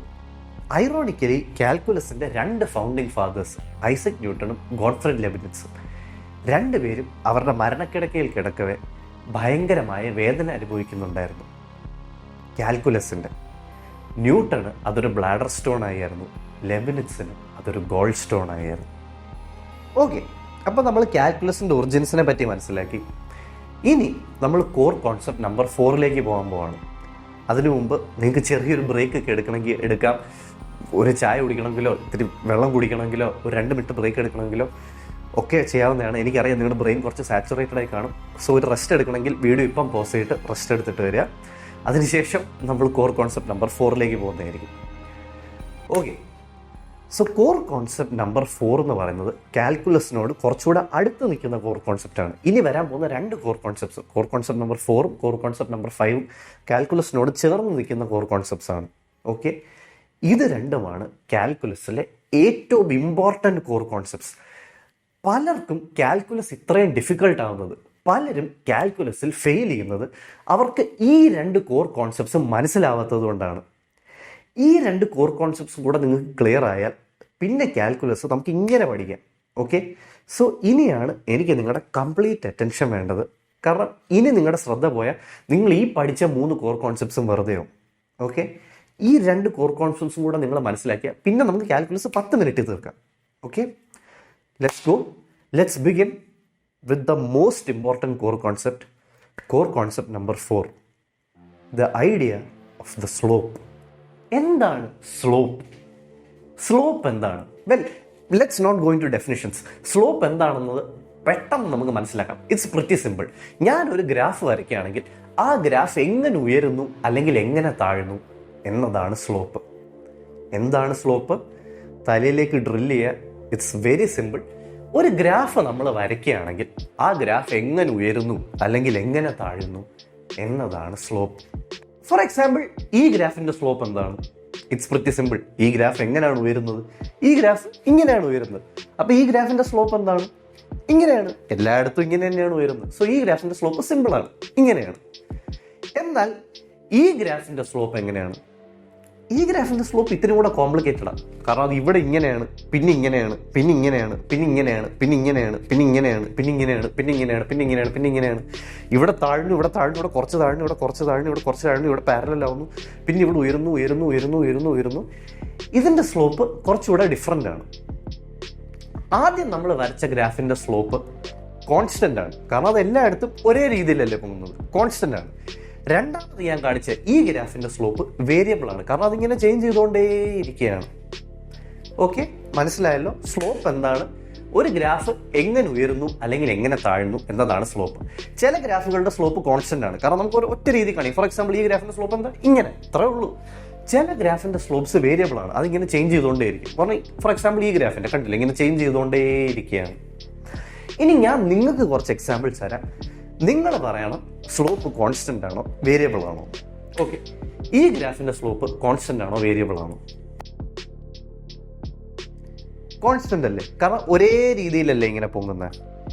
ഓക്കെ, ഈ ഗ്രാഫിന്റെ സ്ലോപ്പ് കോൺസ്റ്റന്റ് ആണോ വേരിയബിൾ ആണോ? അഗൈൻ കോൺസ്റ്റന്റ് അല്ലേ, ഒരേ രീതിയിലല്ലേ പൊങ്ങുന്നത്. ഈ ഗ്രാഫിന്റെ സ്ലോപ്പ് കോൺസ്റ്റന്റ് ആണോ വേരിയബിൾ ആണോ? വേരിയബിൾ അല്ലേ, ഇങ്ങനെ ചേഞ്ച് ചെയ്തുകൊണ്ടേയിരിക്കുകയല്ലേ. ഈ ഗ്രാഫിന്റെ സ്ലോപ്പ് കോൺസ്റ്റന്റ് ആണോ വേരിയബിൾ ആണോ? വേരിയബിൾ അല്ലേ, ഇങ്ങനെ ചേഞ്ച് ചെയ്തുകൊണ്ടേയിരിക്കുകയല്ലേ. അപ്പം നിങ്ങൾക്ക് മനസ്സിലായല്ലോ, സ്ലോപ്പ് എന്ന് പറയുന്നത് ഒരു ഗ്രാഫ് എങ്ങനെ ഉയരുന്നു അല്ലെങ്കിൽ എങ്ങനെ താഴുന്നു എന്നാണ്. അത് ഒരേ രീതിയിൽ ഉയരുകയാണ് അല്ലെങ്കിൽ ഒരേ രീതിയിൽ താഴുകയാണെങ്കിൽ അതിൻ്റെ സ്ലോപ്പ് കോൺസ്റ്റന്റ് ആണ്. അതിങ്ങനെ ചേഞ്ച് ചെയ്തുകൊണ്ടേയിരിക്കുകയാണ്, അത് ഉയരുന്നതും താഴ്ന്ന രീതി ഇങ്ങനെ ചേഞ്ച് ചെയ്തുകൊണ്ടേയിരിക്കുകയാണെങ്കിൽ അതിൻ്റെ സ്ലോപ്പ് വേരിയബിൾ ആണ്. ഓക്കെ, സോ സ്ലോപ്പ് എന്താണെന്ന് നിങ്ങൾ ഇൻഹറന്റ്ലി മനസ്സിലാക്കി, നിങ്ങൾക്ക് മനസ്സിലായി സ്ലോപ്പ് എന്താണ്. സ്ലോപ്പ് എന്തെന്ന് പറഞ്ഞാൽ ഒരു ഗ്രാഫ് എങ്ങനെ പൊങ്ങുന്നു അല്ലെങ്കിൽ എങ്ങനെ താഴുന്നു. ലെറ്റ്സ് സേ നിങ്ങളുടെ ടീച്ചർ നിങ്ങളുടെ അടുത്ത് വന്നിട്ട് ഒരു ഗ്രാഫ് വരച്ചു, അല്ലെങ്കിൽ നിങ്ങളുടെ ഒരു ഫ്രണ്ട്, നിങ്ങളൊരു അഡൾട്ട് ആണ്, നിങ്ങളുടെ ഫ്രണ്ട് വന്നിട്ട് ഒരു ഗ്രാഫ് വരച്ചു, എന്നിട്ട് ചോദിക്കുകയാണ് ഇതിന്റെ സ്ലോപ്പ് എന്താണ്. ഇപ്പം നിങ്ങൾ ഒരിക്കലും ഇങ്ങനെ കാണിക്കരുത്, ഇതിന്റെ സ്ലോപ്പ് ഇങ്ങനെ, ഇതിന്റെ സ്ലോപ്പ് ഇങ്ങനെ, അങ്ങനെ ചെയ്യരുത്. കാരണം ടീച്ചർ കിടന്ന് പുച്ഛിക്കാൻ തുടങ്ങും. പുച്ഛിക്കേണ്ട ഒരു ആവശ്യമില്ല, പക്ഷേ ടീച്ചർ പുച്ഛിക്കും. കാരണം ടീച്ചറിന് വേണ്ടത് ഒരു മാത്തമാറ്റിക്കൽ റെപ്രസെൻറ്റേഷനാണ്. ഇത് മാത്ത് അല്ലേ, നമ്മൾ കുറച്ച് എലഗൻ്റ് ആയിട്ട് പറയണം. ഇങ്ങനെ കൈവച്ച് കാണിക്കുന്നതൊക്കെ മോശമല്ലേ. അപ്പം ടീച്ചറിന് വേണ്ടത് സ്ലോപ്പിൻ്റെ ഒരു മാത്തമാറ്റിക്കൽ റെപ്രസെൻറ്റേഷനാണ്. And this brings us to core concept number 5, the mathematical representation of slope. The mathematical representation of slope. Once again, slope എന്താണ്? ഒരു ഗ്രാഫ് എങ്ങനെ ഉയരുന്നു അല്ലെങ്കിൽ എങ്ങനെ താഴുന്നു എന്നതാണ് സ്ലോപ്പ്. ഇതിനെ മാത്തമാറ്റിക്കലി റെപ്രസെന്റ് ചെയ്യാൻ ഭയങ്കര എളുപ്പമാണ്. ഓക്കെ, ശ്രദ്ധിച്ചേക്കുക, മാത്തമാറ്റിക്കലി റെപ്രസെന്റ് ചെയ്യാൻ ഭയങ്കര എളുപ്പമാണ്. നിങ്ങൾ ആ ഗ്രാഫിൽ വലത്തോട്ട് നീങ്ങുക, എക്സ് ആക്സിസിലൂടെ വലത്തോട്ട് നീങ്ങുക. എന്നിട്ട് വലത്തോട്ട് അത്രയും നീങ്ങിയപ്പം ഗ്രാഫ് വൈ ആക്സിസിൽ എത്ര ഉയർന്നു എന്ന് നോക്കുക. എന്നിട്ട് എത്ര ഉയർന്നു ബൈ എത്ര നീങ്ങി എന്ന് എഴുതുക. അതാണ് സ്ലോപ്പ്. സിമ്പിൾ ഞാൻ കാണിച്ചുതരാം. ഒരു ഗ്രാഫ് വരയ്ക്കുകയാണ്. ഓക്കെ, ഈ ഗ്രാഫിൻ്റെ slope first of all constant ആണോ വേരിയബിൾ ആണോ? അത് തെറ്റിക്കരുത്. അത് തെറ്റിച്ചാൽ നിങ്ങൾക്ക് ഞാൻ പറഞ്ഞത് മനസ്സിലായിട്ടില്ല എന്നർത്ഥം. കോൺസ്റ്റന്റ്, ഈ ഗ്രാഫിൻ്റെ സ്ലോപ്പ് കോൺസ്റ്റന്റ് ആണല്ലോ, കാരണം ഒരേ രീതിയിലല്ലേ പൊങ്ങുന്നത്. ഓക്കെ, ഈ കോൺസ്റ്റന്റ് സ്ലോപ്പ് ഉള്ള ഗ്രാഫിൻ്റെ സ്ലോപ്പ് നമുക്ക് കണ്ടുപിടിക്കണം. എന്താ ചെയ്യുക? എക്സ് ആക്സിസിൽ ഏതെങ്കിലും 2 പോയിന്റ് എടുക്കുക, 0യും 2. ഓക്കെ, എക്സ് ആക്സിൽ 0യും 2 എടുത്തു. 0യിൽ നിന്ന് 2ലേക്ക് നിങ്ങൾ 2 യൂണിറ്റ് മുന്നോട്ട് നീങ്ങി. അത്രയും നിങ്ങൾ നീങ്ങിയപ്പം വൈ ആക്സിസിൽ ഗ്രാഫ് എത്ര ഉയർന്നു? വൈ ആക്സിസിലും ഗ്രാഫ് 0യിൽ നിന്ന് 2ലേക്ക് ഉയർന്നു. സ്ലോപ്പിന്റെ ഫോർമുല എന്ന് പറയുന്നത് എത്ര ഉയർന്നു ബൈ എത്ര നീങ്ങി എന്നാണ്. ഇവിടെ 0 to 2 വൈ ആക്സിസിൽ 2 യൂണിറ്റ് ഉയർന്നു. നിങ്ങൾ നീങ്ങിയത് 0 to 2 എക്സ് ആക്സിസിൽ 2 യൂണിറ്റ്. സോ 2/2 1 ആണ് ഈ ഗ്രാഫിന്റെ സ്ലോപ്പ്. നിങ്ങൾ ഈ 0യും 2 തന്നെ എടുക്കണം. നിങ്ങൾക്ക് എക്സ് ആക്സിസിൽ തോന്നുന്ന പോലെ നീങ്ങാം. നിങ്ങൾക്ക് വേണമെങ്കിൽ 1ൽ നിന്ന് 4ലേക്ക് നീങ്ങാം, 2ൽ നിന്ന് 5ലേക്ക് നീങ്ങാം, 0യിൽ നിന്ന് 6ലേക്ക് നീങ്ങാം. എങ്ങനെ നീങ്ങിയാലും നിങ്ങൾക്ക് സ്ലോപ്പ് കാൽക്കുലേറ്റ് ചെയ്യുമ്പോൾ 1 തന്നെ കിട്ടും. ബിക്കോസ് ഈ ഗ്രാഫിന്റെ സ്ലോപ്പ് കോൺസ്റ്റന്റ് ആണ്. വേണമെങ്കിൽ നമുക്ക് അങ്ങനെ ചെയ്ത് നോക്കാം. നമുക്ക് 0യിൽ നിന്ന് 2ലേക്ക് നീങ്ങുന്നതിന് വരെ നമുക്ക് വേണമെങ്കിൽ 1ൽ നിന്ന് 5ലേക്ക് നീങ്ങാം. നമ്മൾ എക്സ് ആക്സിസിൽ 1ൽ നിന്ന് 5ലേക്ക് 4 യൂണിറ്റ് നീങ്ങി. വൈ ആക്സിസിൽ അപ്പം ഗ്രാഫ് എത്ര ഉയർന്നു? 1ൽ നിന്ന് 5ലേക്ക്. സോ 1ൽ നിന്ന് 5ലേക്ക് 4 യൂണിറ്റ് ഉയർന്നു. 1ൽ നിന്ന് 5ലേക്ക് 4 യൂണിറ്റ് നീങ്ങി. 4/4 സ്ലോപ്പ് ഇസ് 1. നിങ്ങൾ ഏത് 2 പോയിന്റ്സ് എടുത്ത് കാൽക്കുലേറ്റ് ചെയ്താലും സ്ലോപ്പ് 1 ആയിട്ട് തന്നെ വരും. കാരണം ഇതിന്റെ സ്ലോപ്പ് കോൺസ്റ്റന്റ് ആണ്. ഓക്കെ, അങ്ങനെയാണെങ്കിൽ ഈ ഗ്രാഫിന്റെ സ്ലോപ്പ് എന്താണെന്ന് നിങ്ങൾ പറ. ഈ ഗ്രാഫിന്റെ സ്ലോപ്പ് എന്താണെന്ന് നിങ്ങൾ പറ. ഞാൻ ഒന്നുകൂടെ കാണിക്കാം. പോസ് ചെയ്തിട്ട് നിങ്ങൾ സ്ലോപ്പ് കാൽക്കുലേറ്റ് ചെയ്ത്. ഓക്കെ, ഫസ്റ്റ് ഓഫ് ഓൾ ഈ ഗ്രാഫിന്റെ സ്ലോപ്പ് കോൺസ്റ്റന്റ് ആണോ വേരിയബിൾ ആണോ? കോൺസ്റ്റന്റ് അല്ലേ, ഒരേ രീതിയിലല്ലേ പൊങ്ങിക്കൊണ്ടിരിക്കുന്നത്. സ്ലോപ്പ് കാൽക്കുലേറ്റ് ചെയ്യാൻ വളരെ സിമ്പിൾ ആണ്. നിങ്ങൾക്ക് എക്സ് ആക്സിസിൽ ഇഷ്ടമുള്ള ഏതെങ്കിലും 2 പോയിന്റ് എടുക്കുക. നമുക്ക് 1ഉം 4ഉം എടുക്കാം. അപ്പൊ എക്സ് ആക്സിസിൽ 1ൽ നിന്ന് 4ലേക്ക് നമ്മൾ 3 യൂണിറ്റ് നീങ്ങി. അതേസമയം വൈ ആക്സിസിൽ ഗ്രാഫ് എത്ര ഉയർന്നു? 1ൽ വൈ കോർഡിനേറ്റ് 2 ആണ്, 4ൽ വൈ കോർഡിനേറ്റ് 8 ആണ്. അതുകൊണ്ട് ഗ്രാഫ് 2ൽ നിന്ന് 8 വരെ ഉയർന്നു. അതായത് 6 യൂണിറ്റ് ഉയർന്നു. 3 യൂണിറ്റ് വലത്തോട്ട് നീങ്ങിയപ്പം 6 യൂണിറ്റ് മുകളിലേക്ക് ഉയർന്നു. സോ സ്ലോപ്പ് ഈക്വൽസ് എത്ര ഉയർന്നു ബൈ എത്ര നീങ്ങി, വിച്ച് ഇസ് 8 - 2 / 4 - 1, 6/3 = 2. നിങ്ങൾക്ക് ഏത് 2 പോയിന്റ്സ് എടുക്കാം ഈ ഗ്രാഫിന്റെ. എക്സ് ആക്സിസിൽ ഏത് 1ഉം 6ഉം എടുക്കാം, 0യും 0.5 എടുക്കാം, 0യും 3യും എടുക്കാം, 2ഉം 7ഉം എടുക്കാം. എങ്ങനെയൊക്കെ കാൽക്കുലേറ്റ് ചെയ്താലും സ്ലോപ്പിന്റെ വാല്യൂ ഇതായിരിക്കും. കാരണം ഈ ഗ്രാഫിന്റെ സ്ലോപ്പ് കോൺസ്റ്റന്റ് ആണ്. സോ നിങ്ങൾ ഏതൊക്കെ രീതി കാൽക്കുലേറ്റ് ചെയ്താലും നിങ്ങൾ കറങ്ങി തിരികെ ഒരേ ആൻസറിൽ തന്നെ എത്തും. ഓക്കെ, നൗ ഈ എത്ര ഉയർന്നു ബൈ എത്ര നീങ്ങി എന്ന് പറയുന്നത് ഒരു മാത്തമാറ്റിക്കൽ വേ അല്ലല്ലോ. നമുക്ക് മനസ്സിലാവാൻ വേണ്ടി എത്ര ഉയർന്നു ബൈ എത്ര നീങ്ങി എന്ന് പറയും. എത്ര ഉയർന്നു എന്ന് പറഞ്ഞാൽ എസെൻഷ്യലി എന്താണ്? വൈ ആക്സിസിൽ വരുന്ന ചേഞ്ച് ആണ് എത്ര ഉയർന്നു എന്നുള്ളത്. എത്ര നീങ്ങി എന്ന് പറയുന്നത് എന്താണ്? എക്സ് ആക്സിസിൽ വരുന്ന ചേഞ്ച് ആണ്. സോ എത്ര ഉയർന്നു ബൈ എത്ര നീങ്ങി എന്നതിനെ നമുക്ക് change in y by change in x എന്ന് എഴുതാം. Change in y by change in എക്സിനെ നമ്മൾ മാത്തമാറ്റിക്സിൽ ഡെൽറ്റ എന്ന സിമ്പിൾ ഇട്ടാണ് കാണിക്കുന്നത്. So change in y by change in എക്സിനെ നമ്മൾ delta y by delta x എന്ന് എഴുതും. ഓക്കെ, എന്താണ് ഞാൻ പറയുന്നത്? ഞാൻ ഒന്നുകൂടെ ക്ലാരിഫൈ ചെയ്യാം. സ്ലോപ്പ് എന്ന് പറയുന്നത് ഒരു ഗ്രാഫ് എങ്ങനെ ഉയരുന്നു അല്ലെങ്കിൽ എങ്ങനെ താഴുന്നു എന്നുള്ളതാണ്. സ്ലോപ്പ് കോൺസ്റ്റന്റും ആവാം വേരിയബിളും ആവാം. സ്ലോപ്പ് കോൺസ്റ്റന്റ് ആണെങ്കിൽ അത് ഒരേ രീതിയിൽ തന്നെ ഉയർന്നുകൊണ്ടിരിക്കും അല്ലെങ്കിൽ ഒരേ രീതിയിൽ തന്നെ താഴ്ന്നുകൊണ്ടിരിക്കും. സ്ലോപ്പ് വേരിയബിൾ ആണെങ്കിൽ അത് ഇങ്ങനെ ചേഞ്ച് ചെയ്തുകൊണ്ടേയിരിക്കും, ഉയരുന്നതും താഴ്ന്ന രീതി. സ്ലോപ്പ് കണ്ടുപിടിക്കാനുള്ള ഫോർമുല എന്ന് പറയുന്നത് നമ്മൾ എക്സ് ആക്സിസിൽ 2 പോയിന്റ് എടുക്കുക. എന്നിട്ട് നമ്മൾ അത്രയും വലത്തോട്ട് നീങ്ങുമ്പം വൈ ആക്സിസിൽ ഗ്രാഫ് എത്ര ഉയർന്നു എന്ന് നോക്കുക. അതിൻ്റെ എത്ര ഉയർന്നു ബൈ എത്ര നീങ്ങി. എത്ര ഉയർന്നു ബൈ എത്ര നീങ്ങി is nothing but change in y by change in x. Change in y axis by change in x axis. മാത്തമാറ്റിക്സിൽ ചേഞ്ചിനെ നമ്മൾ ഡെൽറ്റ എന്ന സിമ്പിളിട്ടാണ് കാണിക്കുന്നത്. So slope equals delta y by delta x. ഇതാണ് mathematical representation of slope, delta y by delta x. ഈ formula നിങ്ങൾ ഓർത്ത് വെച്ചാൽ നല്ലതായിരിക്കും. ഞാൻ നിർബന്ധം പിടിക്കില്ല, പക്ഷെ നിങ്ങൾ ഓർത്ത് വെക്കുകയാണെങ്കിൽ നിങ്ങളെ അത് ഹെൽപ്പ് ചെയ്യും. സ്ലോപ്പ് എന്താണെന്ന് ഇൻഹറൻലി മനസ്സിലാക്കുക. ഒരു ഗ്രാഫ് എങ്ങനെ ഉയരുന്നു അല്ലെങ്കിൽ എങ്ങനെ താഴുന്നു, അതിനെ മാത്തമാറ്റിക്കലി നമ്മൾ റെപ്രസെൻറ്റ് ചെയ്യുന്നത് വലത്തോട്ട്, ഗ്രാഫിൽ വലത്തോട്ട് നമ്മൾ ഇത്രയും നീങ്ങുമ്പോൾ ഗ്രാഫ് എത്ര കറസ്പോണ്ടിങ് ആയിട്ട് എത്ര ഉയർന്നു നോക്കിയിട്ടാണ്. അതായത് change in y by change in x which is delta y by delta x. ഓർത്തിരുന്നാൽ നമുക്ക് ഇനിയുള്ള കാര്യങ്ങൾ പെട്ടെന്ന് പഠിക്കാം. ഓക്കെ, സ്ലോപ്പിൻ്റെ ഫോർമുല എന്താണ്? Delta y by delta x. And slope inherently എന്താണ്? ഒരു ഗ്രാഫ് എങ്ങനെ ഉയരുന്നു അല്ലെങ്കിൽ എങ്ങനെ താഴ്ന്നു എന്നുള്ളത്. ഈ സ്ലോപ്പിന് എന്ത് വേണമെങ്കിലും ആവാം, അത് നമ്മൾ എന്തിൻ്റെ ഗ്രാഫ് വരയ്ക്കുന്നതിനനുസരിച്ചിരിക്കും.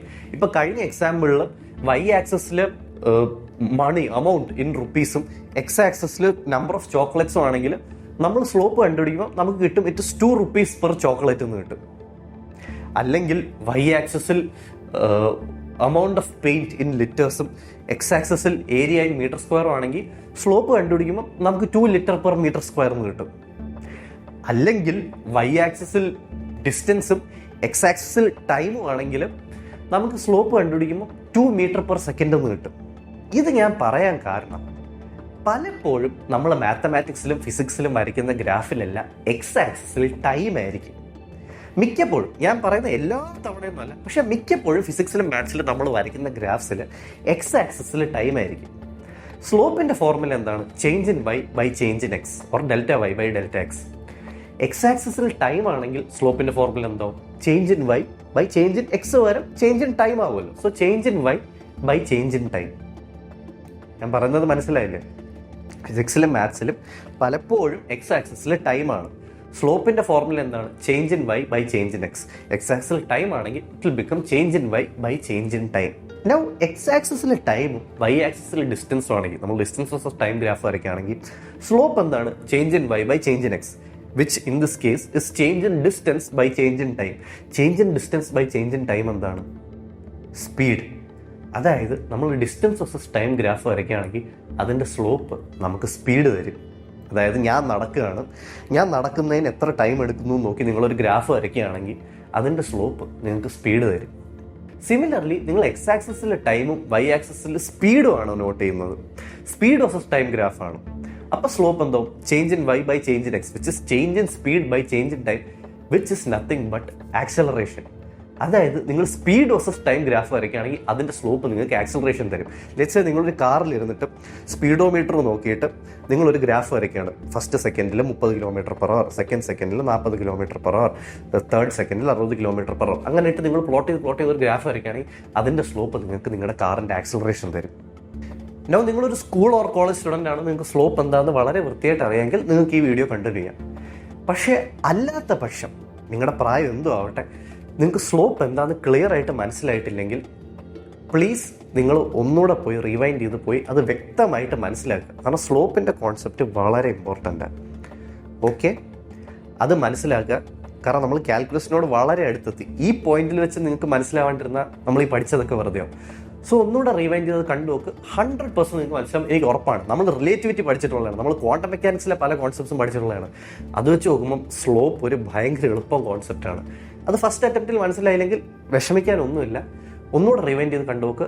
1000% മനസ്സിലാവും. ഓക്കെ, ശരി, നമ്മൾ കാൽക്കുലസിനോട് വളരെ അടുക്കാണ്. Let's continue. ഓക്കെ, ഇനി ഞാൻ നിങ്ങൾക്കൊരു ഗ്രാഫ് തരാണ്. അതിൻ്റെ സ്ലോപ്പ് എന്താണെന്ന് പറ. ഫസ്റ്റ് ഓഫ് ഓൾ നമ്മളോട് തന്നെ ചോദിക്കേണ്ട ചോദ്യം ഇതാണ്: ഈ ഗ്രാഫിൻ്റെ സ്ലോപ്പ് കോൺസ്റ്റൻ്റ് ആണോ വേരിയബിൾ ആണോ?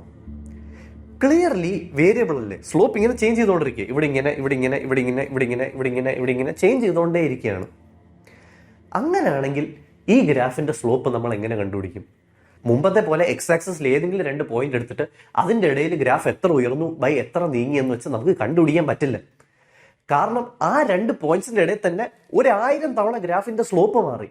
കാരണം സ്ലോപ്പ് വേരിയബിളാണ്. നമ്മൾ ഏതെങ്കിലും 2 പോയിന്റ് എടുത്തിട്ട് എത്ര ഉയർന്നു ബൈ എത്ര നീങ്ങി എന്ന ഫോർമുല ഉപയോഗിക്കാൻ നിന്നാൽ അത് തെറ്റും. കാരണം ആ 2 പോയിന്റിൻ്റെ ഇടയിൽ തന്നെ സ്ലോപ്പ് ഒരു 1000 തവണ ചേഞ്ച് ചെയ്തുകൊണ്ടിരിക്കുക. അങ്ങനെയാണെങ്കിൽ നമ്മൾ ഈ ഗ്രാഫിൻ്റെ സ്ലോപ്പ് എങ്ങനെ കണ്ടുപിടിക്കും? എങ്ങനെ നമ്മൾ വേരിയബിൾ സ്ലോപ്പ് ഉള്ള ഒരു ഗ്രാഫിൻ്റെ സ്ലോപ്പ് കണ്ടുപിടിക്കും? Welcome to calculus. ഓക്കെ, പേടിക്കണ്ട, ഞാൻ പെട്ടെന്ന് കാൽക്കുലസിലോട്ട് എൻ്റർ ചെയ്തെന്ന് വിചാരിച്ച് പേടിക്കണ്ട. ഒന്നുകൂടെ നമുക്ക് ക്ലിയർ ആക്കാം. സ്ലോപ്പ് എന്താണ്? ഒരു ഗ്രാഫ് എങ്ങനെ ഉയർന്നു അല്ലെങ്കിൽ എങ്ങനെ താഴ്ന്നു. സ്ലോപ്പ് കോൺസ്റ്റന്റ് ആവാം, സ്ലോപ്പ് വേരിയബിൾ ആവാം. സ്ലോപ്പ് കോൺസ്റ്റന്റ് ആണെങ്കിൽ അത് ഒരേ രീതിയിലായിരിക്കും പോകുന്നത് അല്ലെങ്കിൽ ഒരേ രീതിയിലായിരിക്കും താഴുന്നത്. നമുക്കിങ്ങനെ ഒരു ഒറ്റ ആക്ഷനിൽ കാണിക്കാൻ പറ്റും. സ്ലോപ്പ് വേരിയബിൾ ആണെങ്കിൽ അതിങ്ങനെ ചേഞ്ച് ചെയ്തുകൊണ്ടിരിക്കും. അത് പൊങ്ങുന്നതും താഴുന്ന രീതിയൊക്കെ ഇങ്ങനെ മാറിക്കൊണ്ടേയിരിക്കും. സ്ലോപ്പ് നമ്മൾ മാത്തമാറ്റിക്കലി റെപ്രസെൻറ്റ് ചെയ്യുന്നത് change in y by change in x, delta y by delta x എന്ന ഫോർമുല ഉപയോഗിച്ചാണ്. എക്സ് ആക്സിസിൽ ഏതെങ്കിലും 2 പോയിന്റ് എടുക്കും, അത്രയും നീങ്ങിയപ്പം ഗ്രാഫ് എത്ര ഉയർന്നു അല്ലെങ്കിൽ എത്ര താഴ്ന്നു നോക്കും. ആൻഡ് ഫോർമുല എന്ന് പറഞ്ഞാൽ എത്ര ഉയർന്നു ബൈ എത്ര നീങ്ങി, change in y by change in x, delta y by delta x. Slope constant ആണെങ്കിൽ സ്ലോപ്പ് കണ്ടുപിടിക്കാൻ ഭയങ്കര എളുപ്പമാണ്. എക്സ് ആക്സിസിൽ ഏതെങ്കിലും 2 പോയിന്റ് എടുക്കുക, അത്രയും നീങ്ങിയപ്പം ഗ്രാഫ് എത്ര ഉയർന്നു നോക്കുക, change in y by change in x എടുക്കുക. പക്ഷേ സ്ലോപ്പ് വേരിയബിൾ ആണെങ്കിൽ നമുക്ക് ഈ സാധനം ചെയ്യാൻ പറ്റില്ല. കാരണം സ്ലോപ്പ് എല്ലായിടത്തും ചേഞ്ച് ചെയ്തുകൊണ്ടിരിക്കുക. സ്ലോപ്പ് എന്താണെന്ന് ചോദിച്ചാൽ എങ്ങനെ നമ്മൾ ഏതെങ്കിലും 2 പോയിന്റ് എടുത്തിട്ട് അതിൻ്റെ ഇടയിൽ ഗ്രാഫ് എത്ര ഉയർന്നു എത്ര നീങ്ങിയെന്ന് നോക്കിയാൽ തെറ്റും. കാരണം നമ്മൾ എടുക്കുന്ന 2 പോയിന്റിൻ്റെ ഇടയിൽ തന്നെ സ്ലോപ്പ് കോൺസ്റ്റന്റ് അല്ല, സ്ലോപ്പ് ഇങ്ങനെ 1000 തവണ മാറുന്നുണ്ട്. അങ്ങനെയാണെങ്കിൽ നമ്മൾ സ്ലോപ്പ് എങ്ങനെ കണ്ടുപിടിക്കും?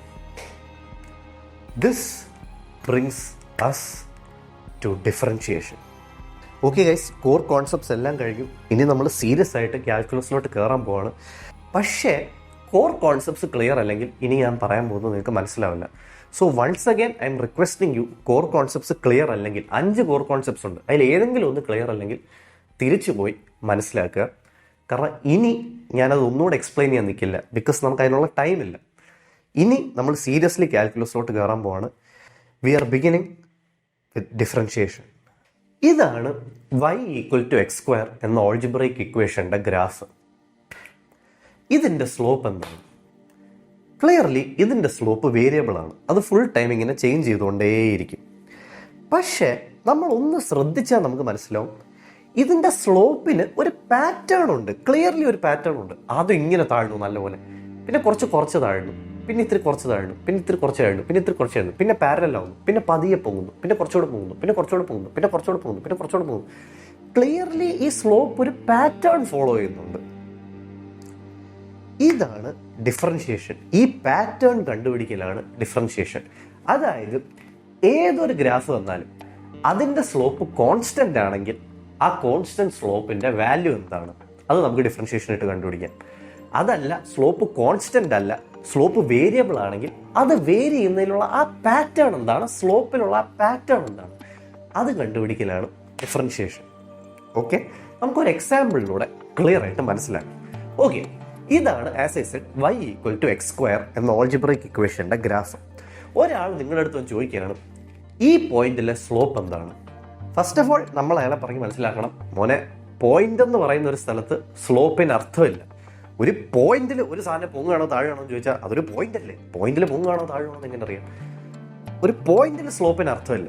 കാൽക്കുലസിൽ ഒരു പോയിന്റിലെ സ്ലോപ്പ് എന്താണെന്ന് ചോദിച്ചാൽ അതിൻ്റെ അർത്ഥം എന്ന് പറയുന്നത് ഒരു പോയിന്റ് അല്ല, പക്ഷെ ഒരു ചെറിയൊരു ലൈൻ സെഗ്മെന്റ്, ആ പോയിന്റിന് ചുറ്റുമുള്ള ഒരു ചെറിയ ലൈൻ സെഗ്മെന്റിൽ സ്ലോപ്പ് എന്താണ് എന്നതാണ്.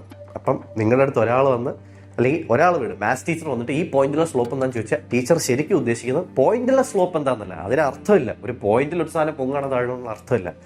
ടീച്ചർ ഉദ്ദേശിക്കുന്നത് ആ പോയിന്റിന് ചുറ്റുമുള്ള ഒരു ചെറിയ line segment, such that length of that line segment tends to 0. Okay, length of that line segment tends to 0. It's not exactly 0. Line സെഗ്മെന്റിന്റെ ലെങ്ത് 0 ആണെങ്കിൽ അതൊരു പോയിന്റ് ആവും. നമ്മൾ അസ്യൂം ചെയ്യാണ് ലൈൻ സെഗ്മെന്റിന്റെ ലെങ്ത് ടെൻസ് ടു 0. അത്രയും ഒരു ചെറിയ മൈക്രോസ്കോപ്പിക് റീജിയനിൽ ഗ്രാഫ് പൊങ്ങുകയാണോ താഴെയാണോ, ഇതാണ് നമുക്ക് അറിയേണ്ടത്. ഓക്കെ, അതാണ് ഇപ്പോൾ ടീച്ചർ അല്ലെങ്കിൽ ആരെങ്കിലും ഒരാൾ വന്ന് നിങ്ങളുടെ അടുത്ത് y = x² അല്ലെങ്കിൽ ഏതെങ്കിലും ഗ്രാഫ്, ഈ കേസിൽ നമ്മൾ y = x² എടുക്കുന്നു. y = x² ഈ പോയിന്റിലെ സ്ലോപ്പ് എന്താണെന്ന് ചോദിച്ചാൽ അവർ ആക്ച്വലി ഉദ്ദേശിക്കുന്നത് ഒരു മൈക്രോസ്കോപ്പിക് റീജിയൻ അറൌണ്ട് ദ പോയിന്റിലെ സ്ലോപ്പ് എന്താണ്. നൗ ഈ മൈക്രോസ്കോപ്പിക് റീജിയന്റെ ലെങ്ത് ടെൻസ് ടു 0. അത്രയ്ക്ക് 0ന് വളരെ ക്ലോസ് ആണ്. 0.0000001. അത്രയും ചെറിയൊരു മൈക്രോസ്കോപ്പിക് റീജിയന്റെ സ്ലോപ്പാണ് ടീച്ചർ നമ്മളോട് ചോദിക്കുന്നത്. നമ്മൾ അസ്യൂം ചെയ്യും അത്ര ഒരു ചെറിയ റീജിയനിൽ സ്ലോപ്പ് വേരി ചെയ്യില്ല. ഓക്കെ, ഇവിടെ സ്ലോപ്പ് ഇങ്ങനെയാണ്, പിന്നെ സ്ലോപ്പ് ഇങ്ങനെയാണ്, പിന്നെ സ്ലോപ്പ് ഇങ്ങനെയാണ്, പിന്നെ സ്ലോപ്പ് ഇങ്ങനെയാണ്, പിന്നെ സ്ലോപ്പ് ഇങ്ങനെയാണ്. പക്ഷെ നമ്മളൊരു മൈക്രോസ്കോപ്പിക് റീജിയനിൽ പോയി നോക്കുകയാണെങ്കിൽ അത്ര ഒരു ചെറിയ ഡിഫറൻസിൽ സ്ലോപ്പ് മാറുന്നില്ല നമ്മൾ അസ്യൂം ചെയ്യും. And that is reasonable also. നമ്മൾ അത്ര ഒരു ചെറിയ മൈക്രോസ്കോപ്പിക് ലെങ്ത്തിൽ നോക്കുകയാണെങ്കിൽ അത്ര ഒരു ചെറിയ ഏരിയയിൽ സ്ലോപ്പ് ഫിക്സ്ഡ് ആയിരിക്കും. അതങ്ങനെയാണല്ലോ. ആ സ്ലോപ്പ് നമുക്ക് കണ്ടുപിടിക്കാൻ ശ്രമിക്കാം. നമുക്ക് ഈ പോയിന്റിന്റെ എക്സ് കോർഡിനേറ്റിനെ എക്സ് എന്ന് വിളിക്കാം. ഇനി നമ്മളൊരു മൈക്രോസ്കോപ്പിക് ലെങ്ത് ഡി എക്സ് മുന്നോട്ട് നീങ്ങുകയാണ്. ഈ ഡി എക്സിന്റെ ലെങ്ത് ടെൻസ് ടു 0. അപ്പം അത്രയ്ക്കൊരു ചെറിയ ലെങ്ത് നമ്മൾ മുന്നോട്ട് നീങ്ങുകയാണ്. ഈ മുന്നോട്ട് നീങ്ങിയപ്പോൾ ഉള്ള രണ്ടാമത്തെ point will be X plus d X. നമ്മൾ എക്സ് ആണ് ആദ്യത്തെ പോയിന്റ്, ഡി എക്സ് മുന്നോട്ട് നീങ്ങി എക്സ് പ്ലസ് ഡി എക്സ് ആയി. ഇതിന് കറസ്പോണ്ടിങ് ആയിട്ടുള്ള വൈ കോർഡിനേറ്റ്സിനെ നമുക്ക് y1 എന്നും y2 എന്നും വിളിക്കാം. കഴിഞ്ഞു, സിമ്പിൾ. സ്ലോപ്പ് എന്താണ്? Change in y by change in x, which is y2 minus y1 by x plus d x minus x. Now ഈ ഓൾജിബ്രൈക് ഇക്വേഷൻ എന്താണ്? ഈ ഗ്രാഫ് ഏത് ഓൾജിബ്രൈക് ഇക്വേഷന്റെ ഗ്രാഫാണ്? y ഈക്വൽ ടു എക്സ് സ്ക്വയറിന്റെ ഗ്രാഫാണ്. അതായത് ഈ ഗ്രാഫിൽ ഏതൊരു പോയിന്റ് എടുത്താലും ആ പോയിന്റിലെ y coordinate will be x കോർഡിനേറ്റിന്റെ സ്ക്വയർ. അതാണല്ലോ y ഈക്വൽ ടു എക്സ് സ്ക്വയറിന്റെ ഗ്രാഫാണ് നിങ്ങൾ വരച്ചേക്കുന്നത്. ഈ ഗ്രാഫിൽ ഏത് പോയിന്റ് എടുത്താലും ആ പോയിന്റിലെ y coordinate will be x കോർഡിനേറ്റിന്റെ സ്ക്വയർ. അപ്പൊ y2 ഇവിടെ എന്താണ്? X plus d x the whole square. y1 എന്താണ്? X square divided by x plus d x minus x. ഇതിനെ നമ്മൾ എക്സ്പാൻഡ് ചെയ്യുക. അപ്പൊ നമുക്ക് എന്ത് കിട്ടും? X square plus d x square plus 2x dx minus x square divided by x plus d x minus x, which gives us 2x dx plus dx square by dx. No ഇവിടെ dx tends to 0. dx എന്ന് പറയുന്നത് ഭയങ്കര microscopic ആണ്. dx tends to 0. dx actually 0 അല്ല. dx actually 0 ആയിരുന്നെങ്കിൽ നമുക്ക് ഈ സാധനം പിന്നെ ഇവാലുവേറ്റ് ചെയ്യാൻ പറ്റില്ല. It become 0 plus 0 by 0 which is undefined.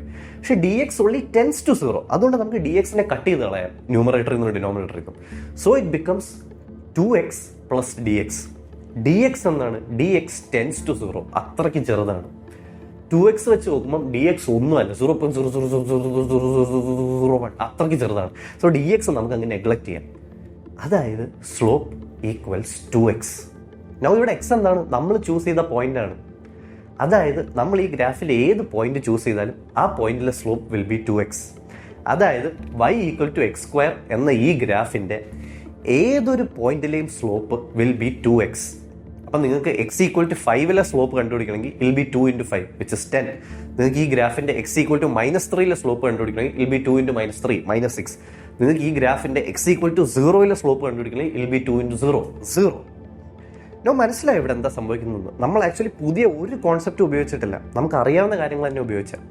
Slope എന്താണ്? ഒരു ഗ്രാഫ് എങ്ങനെ ഉയർന്നു അല്ലെങ്കിൽ എങ്ങനെ താഴ്ന്നു എന്നുള്ളത്. സ്ലോപ്പ് കോൺസ്റ്റന്റ് ആണെങ്കിൽ നമ്മൾ സ്ലോപ്പ് കണ്ടുപിടിക്കുന്നത് എങ്ങനെ? എക്സ് ആക്സിസിൽ ഇഷ്ടമുള്ള ഏതെങ്കിലും 2 പോയിന്റ് എടുക്കും, നല്ല വ്യത്യാസമുള്ള 2 പോയിന്റ് എടുക്കും, അത്രയും നീങ്ങിയപ്പം ഗ്രാഫ് എത്ര ഉയർന്നു നോക്കും. പക്ഷെ സ്ലോപ്പ് വേരിയബിൾ ആണെങ്കിൽ നമുക്ക് അങ്ങനെ ചെയ്യാൻ പറ്റില്ല. കാരണം നമ്മൾ എക്സ് ആക്സിസിൽ ഏതെങ്കിലും 2 ഡിഫറൻസ് ഉള്ള 2 പോയിന്റ് എടുത്താൽ അതിൻ്റെ ഇടയിൽ തന്നെ സ്ലോപ്പ് ഒരു 1000 തവണ മാറും. അപ്പം നമുക്കങ്ങനെ ചെയ്യാൻ പറ്റില്ല. അപ്പം നമ്മൾ സ്ലോപ്പ് എങ്ങനെയാണ് കണ്ടുപിടിക്കുന്നത്? നമ്മൾ 2 വളരെ ചേർന്നിരിക്കുന്ന 2 പോയിന്റ്സ് എടുക്കും, എക്സും എക്സ് പ്ലസ് ഡി എക്സും, such that d x tends to 0. അപ്പം ഈ ചെറിയ ചേഞ്ച് ഇൻ എക്സിൽ സ്ലോപ്പ് കോൺസ്റ്റന്റ് ആണ് നമ്മൾ അസ്യൂം ചെയ്യും. കാരണം അത്രയ്ക്ക് ഡി എക്സ് ടെൻസ് ടു 0, ഒരു പോയിന്റിനോട് വളരെ അടുത്ത് നിൽക്കുന്ന അത്രയും ചെറിയൊരു ചേഞ്ച് ഇൻ എക്സിൽ നമ്മൾ അസ്യൂം ചെയ്യാണ് സ്ലോപ്പ് കോൺസ്റ്റന്റ് ആണ്. അവിടുത്തെ മൈക്രോസ്കോപ്പിക് ചേഞ്ച് ഇൻ വൈയും നോക്കും. എന്നിട്ട് നമ്മൾ same delta y by delta x എടുക്കും. No, delta y by delta x നമ്മൾ ജനറലി പറയുന്നത് എക്സും വൈയും ഇത്തിരി വലുതായിരിക്കുമ്പോഴാണ് change in y by change in x. ഇവിടെ ചേഞ്ച് ഇൻ എക്സും ചേഞ്ച് ഇൻ വൈയും അത്രയ്ക്ക് ചെറുതാണ്. ഇത്ര എക്സ് എന്ന് പറഞ്ഞ ഒരു മൈക്രോസ്കോപ്പിക് ചേഞ്ചേ നമ്മൾ ഉണ്ടാക്കുന്നുള്ളൂ എക്സിൽ. അതുപോലെ വൈയിൽ ഒരു മൈക്രോസ്കോപ്പിക് ചേഞ്ചേ ഉണ്ടാകുന്നുള്ളൂ. അതുകൊണ്ട് നമ്മൾ ഈ ഡെൽറ്റ വൈ ബൈ ഡെൽറ്റ എക്സിനെ d y by d x എന്ന് വിളിക്കും. ഈ സ്ലോപ്പ് കണ്ടുപിടിക്കൽ പരിപാടിനെയാണ് നമ്മൾ ഡിഫറൻഷിയേഷൻ എന്ന് വിളിക്കുന്നത്. എന്താണ് ഡിഫറൻഷിയേഷൻ? ഒരു ഗ്രാഫിൻ്റെ സ്ലോപ്പ് കണ്ടുപിടിക്കുക എന്നതാണ് ഡിഫറൻഷിയേഷൻ. ഗ്രാഫിൻ്റെ സ്ലോപ്പ് കോൺസ്റ്റന്റ് ആയിക്കോട്ടെ, ഗ്രാഫിൻ്റെ സ്ലോപ്പ് വേരിയബിൾ ആയിക്കോട്ടെ, ഒരു ഗ്രാഫ് ഉണ്ടെങ്കിൽ അതിൻ്റെ സ്ലോപ്പ് കണ്ടുപിടിക്കുക എന്നതാണ് ഡിഫറൻഷിയേഷൻ. സ്ലോപ്പ് എന്താണ്? ഗ്രാഫ് എങ്ങനെ ഉയർന്നു അല്ലെങ്കിൽ എങ്ങനെ താഴ്ന്നു എന്നുള്ളത്. അതായത് ഒരു ഗ്രാഫ് തന്നാൽ ആ ഗ്രാഫ് എങ്ങനെ ഉയർന്നു അല്ലെങ്കിൽ എങ്ങനെ താഴ്ന്നു എന്നുള്ളത് കണ്ടുപിടിക്കുക എന്നതാണ് ഡിഫറൻഷിയേഷൻ. ഗ്രാഫിൻ്റെ സ്ലോപ്പ് കോൺസ്റ്റന്റ് ആണെങ്കിൽ അതൊരു ഫിക്സ്ഡ് നമ്പർ ആയിരിക്കും. ഗ്രാഫിൻ്റെ സ്ലോപ്പ് വേരിയബിൾ ആണെങ്കിൽ അതൊരു പാറ്റേൺ ആയിരിക്കും, ഈ 2x എന്ന് പറയുന്ന പോലെ. അല്ലെങ്കിൽ it can be something else like 6x³ or 10x⁻⁴. ഒരു പാറ്റേൺ ആയിരിക്കും. ഗ്രാഫിൻ്റെ സ്ലോപ്പ് കോൺസ്റ്റൻ്റ് ആണെങ്കിലും ഗ്രാഫിൻ്റെ സ്ലോപ്പ് വേരിയബിൾ ആണെങ്കിലും അത് കണ്ടുപിടിക്കുക എന്നതാണ് ഡിഫറൻഷിയേഷൻ. ഓക്കെ, ഇനി ഞാൻ നിങ്ങൾക്ക് ഒരു ക്വസ്റ്റ്യൻ തരാൻ പോവാണ്. ഈ ക്വസ്റ്റ്യൻ നിങ്ങൾ സോൾവ് ചെയ്താൽ നിങ്ങൾക്ക് ഡിഫറൻഷിയേഷൻ മനസ്സിലായെന്നർത്ഥം, ഫണ്ടമെൻ്റലി മനസ്സിലായെന്നർത്ഥം. നമ്മൾ ഫോർമുല കാണാതെ പഠിക്കുന്നതിലൊന്നും നമ്മൾ ഫോക്കസ് ചെയ്യുന്നില്ല. ഫണ്ടമെൻ്റലി മനസ്സിലായോ ഇല്ലയോ എന്നതാണ് ക്വസ്റ്റ്യൻ. ഓക്കെ, കുറച്ച് ടഫ് ക്വസ്റ്റ്യൻ ആണ്, പക്ഷേ ശ്രദ്ധിക്കുക. നിങ്ങളൊരു റോക്കറ്റ് ഷിപ്പിലാണ്. ഓക്കെ, നിങ്ങളുടെ കയ്യിൽ ഒരു സ്പീഡോമീറ്റർ ഉണ്ട്. നിങ്ങൾ ഭൂമിയിൽ നിന്ന് മുകളിലേക്ക് ആക്സലറേറ്റ് ചെയ്യണം. നിങ്ങൾ നോക്കുന്നു, ഫസ്റ്റ് സെക്കൻഡിൽ റോക്കറ്റിൻ്റെ speed 1 metre per second. 2 second കഴിയുമ്പോൾ റോക്കറ്റിൻ്റെ speed 8 metre per second. 3 second കഴിയുമ്പോൾ റോക്കറ്റിൻ്റെ speed 27 metre per second. 4 second കഴിയുമ്പോൾ റോക്കറ്റിൻ്റെ speed 64 metre per second. 5 second കഴിയുമ്പോൾ റോക്കറ്റിൻ്റെ സ്പീഡ് 125 മീറ്റർ പെർ സെക്കൻഡ്. നിങ്ങളിങ്ങനെ സ്പീഡ് മെഷർ ചെയ്തുകൊണ്ടിരിക്കുകയാണ്. പെട്ടെന്ന് നിങ്ങളുടെ ബോസ് വന്നിട്ട് നിങ്ങളോട് ചോദിച്ചു, ടൈം ഈക്വൽ ടു 3, 3ാമത്തെ സെക്കൻഡിൽ റോക്കറ്റിൻ്റെ ആക്സലറേഷൻ എന്തായിരുന്നു? എങ്ങനെ കണ്ടുപിടിക്കും? ആക്സലറേഷൻ എങ്ങനെ കണ്ടുപിടിക്കും? നമുക്ക് ശ്രമിച്ചു നോക്കാം. ആദ്യം നമുക്ക് ഉള്ള റീഡിങ്സ് എല്ലാം ഇട്ട് ഒരു ഗ്രാഫ് വരച്ച് നോക്കാം. വൈ ആക്സിസിൽ സ്പീഡ്, എക്സ് ആക്സിസിൽ ടൈമും. ഈ റീഡിങ്സ് എല്ലാം ഇട്ട് ഒരു ഗ്രാഫ് വരയ്ക്കുമ്പോൾ നമ്മൾ ശ്രദ്ധിക്കും, ഇത് y ഈക്വൽ ടു എക്സ് ക്യൂബിൻ്റെ ഗ്രാഫാണല്ലോ. ബിക്കോസ് ക്ലിയർലി ഈ റോക്കറ്റിന്റെ speed is in such a way that speed is always equal to time cube. T equal to 1 സെക്കൻഡിൽ speed 1 metre per second. T equal to 2 സെക്കൻഡിൽ speed equal to 8 metre per second. T equal to 3 speed equal to 27 metre per second. T equal to 4 speed equal to 64 metre per second. At any point speed equals time cube. Y ആക്സിസിൽ സ്പീഡും x ആക്സിസിൽ ടൈമും ആണ്. Speed equal to time cube, y equal to x cube. ഇത് y equal to x ക്യൂബിന്റെ ഗ്രാഫാണ്. Boss നമ്മുടെ അടുത്ത് ചോദിച്ചേക്കുന്നത് ഈ റോക്കറ്റിന്റെ ആക്സലറേഷൻ ആണ്. ഈ ഗ്രാഫ് നമ്മൾ വരച്ചല്ലോ. ഈ ഗ്രാഫിന്റെ സ്ലോപ്പ് കോൺസ്റ്റന്റ് ആണോ വേരിയബിൾ ആണോ? സ്ലോപ്പും ക്ലിയർലി വേരിയബിൾ ആണ്. ഈ ഗ്രാഫിന്റെ സ്ലോപ്പ് നമുക്ക് എന്താ തരുന്നത്? സ്ലോപ്പ് എന്താണ്? Change in y by change in x, which is change in speed by change in time, which is acceleration. ഈ ഗ്രാഫിന്റെ സ്ലോപ്പ് നമുക്ക് ആക്സലറേഷൻ തരും. അപ്പം ബോസ് നമ്മുടെ ചോദിച്ചേക്കുന്നത് എന്താണ്? T equal to 3 seconds. 3ാമത്തെ സെക്കൻഡിലെ ആക്സലറേഷൻ എന്താണ്? അത് കണ്ടുപിടിക്കണമെങ്കിൽ നമ്മൾ എന്ത് ചെയ്താൽ മതി? 3ാമത്തെ സെക്കൻഡിൽ ഈ ഗ്രാഫിന്റെ സ്ലോപ്പ് എന്താണെന്ന് നോക്കിയാൽ മതി. അപ്പം ഇനി ഈസിയാണ്. നമ്മൾ നേരത്തെ ചെയ്ത അതേ കാര്യം ഉപയോഗിക്കും. നമ്മൾ എക്സ് ആക്സിസിൽ ഒരു പോയിന്റ് എടുക്കും, അതിനെ എക്സ് എന്ന് വിളിക്കാം. എന്നിട്ടൊരു microscopic amount dx such that dx tends to 0 മുന്നോട്ട് നീങ്ങാൻ. എക്സിന് കറസ്പോണ്ടിങ് ആയിട്ടുള്ള y coordinate y1, x plus d എക്സിന് കറസ്പോണ്ടിങ് ആയിട്ടുള്ള y കോർഡിനേറ്റ് y2. സ്ലോപ്പ് എന്താണ്? Delta y by delta x or d y by d x, which is change in y by change in x, which is y2 minus y1 by x plus d x minus x. ഈ graph ഏത് algebraic ഇക്വേഷൻ്റെ ഗ്രാഫാണ്? y equal to x cube. അതായത് x coordinate ഏതെടുത്താലും y coordinate will be x cube. അപ്പോൾ y2 എന്ന് പറയുന്നത് എന്താണ്? X plus d x the whole cube. y1 എന്ന് പറയുന്നത് എന്താണ്? X cube. So delta y by delta x or d y by d x equals x plus d x the whole cube minus x cube by x plus d x minus x. Terms cancel ചെയ്യുമ്പോൾ we get d X cube plus 3x square d x plus 3x d x square divided by d X.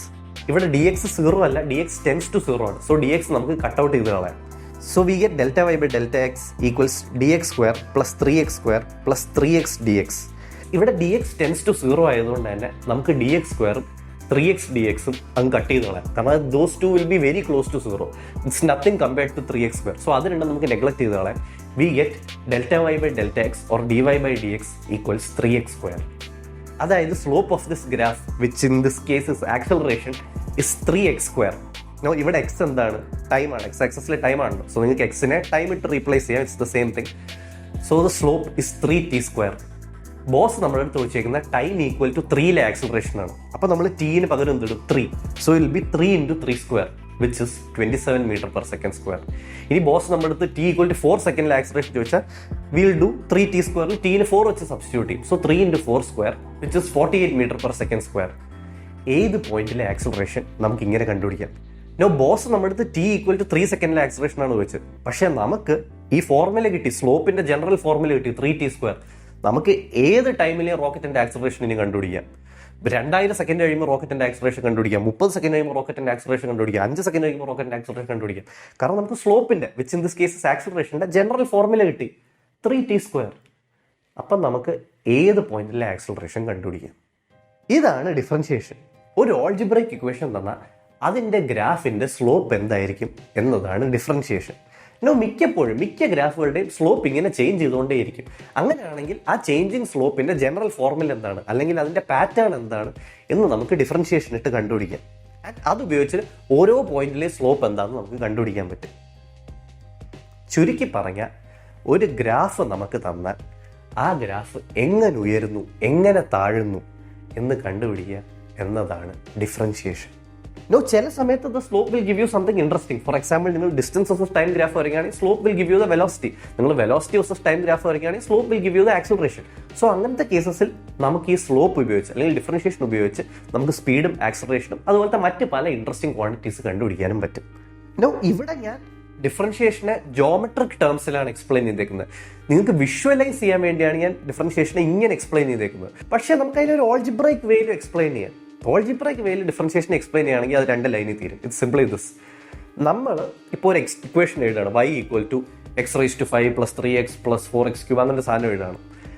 അങ്ങനെയാണെങ്കിൽ ആ ഇക്വേഷനിൽ നമ്മൾ എക്സിൽ ഒരു ചെറിയ മാറ്റം വരുത്തിയ, എക്സ് നമ്മൾ ചെറുതായിട്ടൊന്ന് ഇൻക്രിമെന്റ് ചെയ്ത് വിട്ടാൽ y എത്ര കൂടും?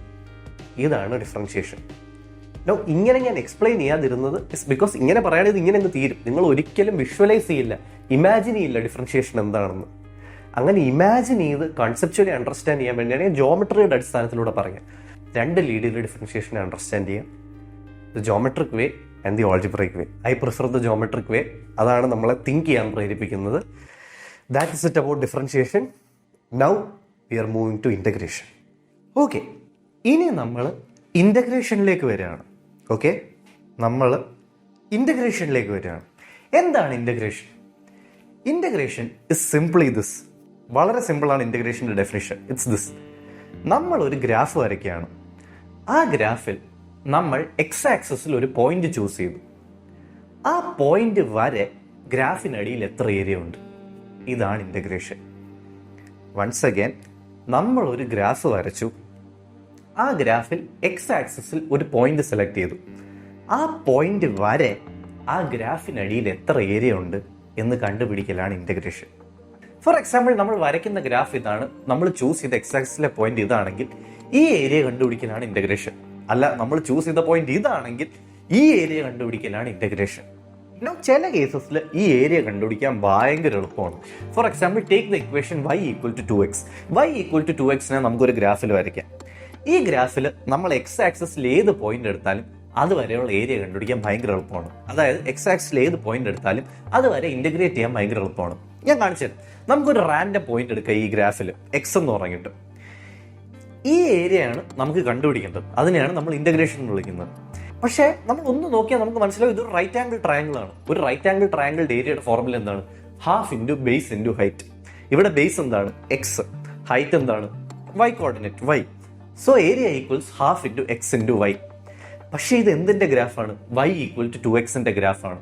അതായത് ഈ ഗ്രാഫിൽ ഏത് എക്സ് കോർഡിനേറ്റ് എടുത്താലും y coordinate will B 2x. So ½ × base × height which is ½ × x × y will become ½ × x × 2x which is x². ഇവിടെ നമ്മൾ ചെയ്തത് എന്താ? നമ്മൾ y = 2x ഇന്റഗ്രേറ്റ് ചെയ്തു. അതായത് y = 2x ഗ്രാഫ് വരച്ചിട്ട് ആ ഗ്രാഫിൽ ഏത് എക്സ് കോർഡിനേറ്റ് എടുത്താലും അതുവരെയുള്ള area will be x². For example, നിങ്ങൾ y = 2x വരച്ചിട്ട് നിങ്ങൾ x = 3 വരെ ഇന്റഗ്രേറ്റ് ചെയ്യണമെങ്കിൽ ഈ ഏരിയ നിങ്ങൾക്ക് കണ്ടുപിടിക്കണമെങ്കിൽ ഇറ്റ് വിൽ ബി 3². 9. നിങ്ങൾക്ക് x = 5 വരെയുള്ള ഈ ഏരിയ കണ്ടുപിടിക്കണമെങ്കിൽ ഇറ്റ് വിൽ ബി 5². 25. സിമ്പിൾ. ഇപ്പം നിങ്ങൾക്ക് തോന്നാം, വാ ഇത് സിമ്പിൾ ആണല്ലോ, കൊള്ളാലോ, ഇന്റഗ്രേഷൻ എളുപ്പമാണല്ലോ, ചുമ്മാ ഒരു ഗ്രാഫിന്റെ അടിയിൽ ഒരു പോയിന്റ് തന്നാൽ അതുവരെ എത്ര ഏരിയ ഉണ്ടെന്ന് കണ്ടുപിടിക്കാൻ. Well, it's not that simple. ഈ കേസിൽ ഇതൊരു റൈറ്റ് ആംഗിൾ ട്രയാങ്കിൾ ഉണ്ടാക്കുന്നതുകൊണ്ടാണ് ഇത്ര പെട്ടെന്ന് നമുക്ക് ഏരിയ കണ്ടുപിടിക്കാൻ പറ്റിയത്.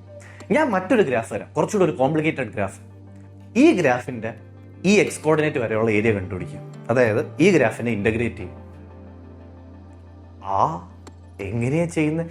ഈ ഏരിയ നമ്മൾ എങ്ങനെയാ കണ്ടുപിടിക്കുക? നേരത്തെ പോലെ ഏരിയ കണ്ടുപിടിക്കാനുള്ള ഫോർമുലയൊന്നും നമ്മുടെ ഇല്ല. നേരത്തെ റൈറ്റ് ആംഗിൾ ട്രയാങ്കിളായിട്ട് ½ × ബേസ് × ഹൈറ്റ് എന്ന് പറയും. ഇവിടെ എങ്ങനെയാണ് നമ്മൾ ഏരിയ കണ്ടുപിടിക്കുന്നത്?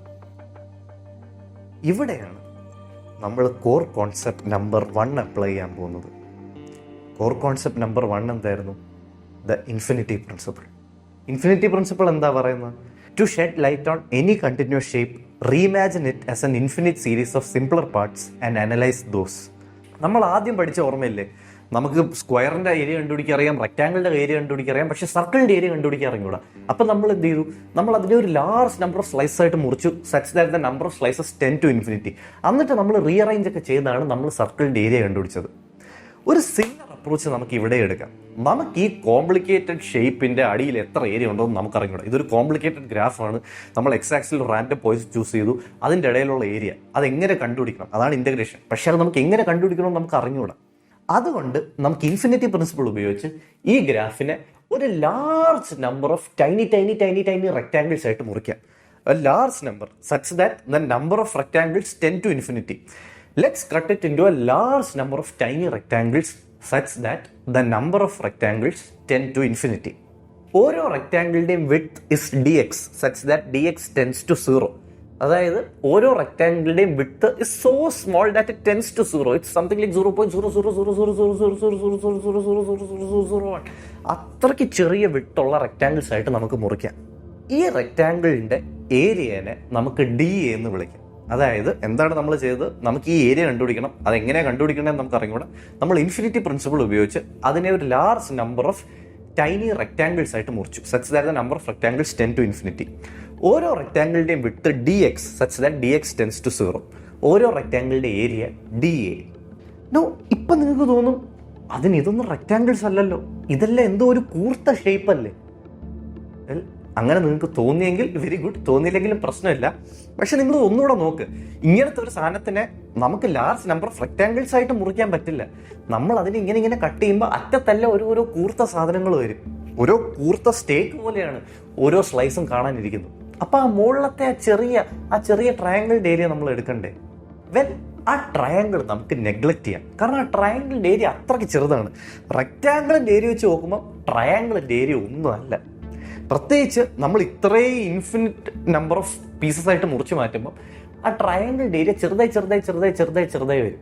And will be so small that ആ റെക്ടാങ്കിളിന്റെ ഏരിയ വെച്ച് കമ്പയർ ചെയ്യുമ്പോൾ ട്രയാങ്കിളിന്റെ ഏരിയ ഒന്നുമല്ല. സോ ട്രയാങ്കിളിനെ നമുക്ക് അങ്ങ് നെഗ്ലക്ട് ചെയ്ത് കളയാം. നോ, ഇവിടെ ഓരോ സ്ലൈസിന്റെ ഏരിയ എന്താണ്? D A. നമ്മൾ ആ മുകളിലത്തെ ചെറിയ ട്രയാങ്കുലർ പോർഷൻ നെഗ്ലക്ട് ചെയ്ത് കളയാണ്. അപ്പോൾ ഓരോ സ്ലൈസും ഓരോ റെക്ടാങ്കിളാണ്. ഓരോ റെക്ടാങ്കിളിന്റെ ഏരിയ എന്താ? D a. D a equals length into width which is y into dx. So dA equals y dx. ഇനി ഈ ഡി എകളെല്ലാം കൂടെ നമുക്ക് ആഡ് ചെയ്യാം. ഈ ഡി എകളെല്ലാം കൂടെ ആഡ് ചെയ്യാൻ വേണ്ടി നമ്മൾ ഉപയോഗിക്കുന്നതാണ് ഈ സിമ്പൽ. ഈ സിമ്പലിനെ നമ്മൾ ഇൻ്റഗ്രൽ എന്ന് വിളിക്കും. So integral d a equals integral y d x. No, നമ്മൾ ഏത് പോയിന്റിൽ നിന്ന് ഏത് പോയിന്റ് വരെയാണ് ഇൻ്റഗ്രേറ്റ് ചെയ്യുന്നത്? മീനിങ് ഏത് പോയിന്റ് തൊട്ട് ഏത് പോയിന്റ് വരെയുള്ള ഏരിയ ആണ് നമുക്ക് വേണ്ടത്? നമുക്ക് 0 to x വരെയുള്ള ഏരിയ ആണ് വേണ്ടത്. എക്സ് ഏത് പോയിന്റും ആയിക്കോട്ടെ, 0 to x വരെയുള്ള ഏരിയ ആണ് നമുക്ക് വേണ്ടത്. സോ അത് നമ്മൾ ഇൻ്റഗ്രലിൽ ലിമിറ്റ്സ് ആയിട്ട് ഇടും. 0 തൊട്ട് x വരെയുള്ള ഏരിയ ആണ് നമുക്ക് വേണ്ടത്. So 0 to x integral d a equals 0 to x integral y d x. No, 0 to x integral d a ആണ് നമുക്ക് വേണ്ട area. 0 to x integral d a, d എകളെല്ലാം കൂടെ ആഡ് ചെയ്ത് വരുമ്പോഴാണ് നമുക്ക് വേണ്ട ഏരിയ. സോ നമുക്ക് വേണ്ട area equals 0 to x integral y d x. Okay, ഇവിടെ എന്താണ് സംഭവിക്കുന്നത്? ഞാൻ ഒന്നുകൂടെ റീക്യാപ്പ് ചെയ്യാം. ഇൻ്റഗ്രേഷൻ എന്ന് വെച്ചാൽ ഒരു ഗ്രാഫിൻ്റെ അടിയിൽ നമ്മൾ സെലക്ട് ചെയ്യുന്ന ഒരു പോയിന്റ് വരെ എത്ര ഏരിയ ഉണ്ട് എന്ന് കണ്ടുപിടിക്കലാണ്. ചില സിമ്പിൾ സ്ട്രെയിറ്റ് ലൈൻ ഗ്രാഫ്സിന് നമുക്കിത് ഈസി ആയിട്ട് കണ്ടുപിടിക്കാം. ഓരോ ബേസിക് ട്രയാങ്കിളിൻ്റെ ഫോർമുലയൊക്കെ ഇട്ട് നമുക്ക് കണ്ടുപിടിക്കാം എത്ര ഏരിയ ഉണ്ടെന്ന്. പക്ഷെ മിക്ക ഗ്രാഫിനും, മിക്ക കോംപ്ലക്സ് ഗ്രാഫ്സിനും ഇത് കണ്ടുപിടിക്കാൻ ഭയങ്കര പാടാണ്. അപ്പം നമ്മൾ എന്ത് ചെയ്യും? നമ്മൾ ഇൻഫിനിറ്റി പ്രിൻസിപ്പിൾ അപ്ലൈ ചെയ്യും. നമ്മൾ ഇങ്ങനെ ഒരു ഗ്രാഫ് എടുക്കുകയാണെങ്കിൽ നമുക്ക് ഒരു ഐഡിയ ഇല്ല നമ്മൾ സെലക്ട് ചെയ്യുന്ന ഒരു പോയിന്റ് വരെ അതിൻ്റെ അടിയിൽ എത്ര ഏരിയ ഉണ്ടെന്ന്. അപ്പം നമ്മൾ ഇൻഫിനിറ്റി പ്രിൻസിപ്പിൾ അപ്ലൈ ചെയ്ത് ആ ഷേപ്പിനെ a large number of tiny slices ആയിട്ട് മുറിക്കും, such that the number of slices tend to infinity. ഓരോ സ്ലൈസിൻ്റെയും അറ്റത്തൊരു ചെറിയ ട്രയാങ്കുലർ പോർഷൻ കാണും. അതിനെ നമ്മളങ്ങ് നെഗ്ലക്ട് ചെയ്തെടുക്കും. കാരണം ആ റെക്റ്റാങ്കിളിൻ്റെ ഏരിയ വെച്ച് നോക്കുമ്പോൾ ട്രയാങ്കിളിൻ്റെ ഏരിയ ഒന്നുമല്ല. ഓരോ റെക്റ്റാങ്കിളിൻ്റെയും ഏരിയ ഡി എ ആണ്. ഈ ഡി എ എന്താണ്? Length into width. വിഡ്ത്ത് എന്താണ്? D x. ലെങ്ത് എന്താണ്? Y. So d a equals y d x. ഈ ഡി എകളെല്ലാം കൂടെ ആഡ് ചെയ്യുമ്പോഴാണ് നമുക്ക് ടോട്ടൽ ഏരിയ കിട്ടുന്നത്. ഇങ്ങനെ ആഡ് ചെയ്യുന്നതിനെ നമ്മൾ ഇങ്ങനൊരു സിമ്പൽ, ഇൻ്റഗ്രൽ സിമ്പൽ ഇട്ട് കാണിക്കും. So integral d a equals integral y d x or area, the required area which we want is integral y d x. ഇപ്പം നിങ്ങൾക്ക് തോന്നും ഓക്കെ ശരി, ലോജിക്കൊക്കെ മനസ്സിലായി, പക്ഷേ ഏരിയ എന്താന്ന് പറഞ്ഞു. കുറേ സിമ്പലും അതും ഇതും കാണിച്ചു, പക്ഷേ ഏരിയ എന്താ പറഞ്ഞ? It's simple. നമുക്ക് എന്താണ് കിട്ടിയത്? ഈ റെക്റ്റാങ്കിളിൻ്റെ area d a equals y d x. അതിൻ്റെ അർത്ഥം d a by d x equals y. ഇതൊരു വളരെ important റിലേഷനാണ്.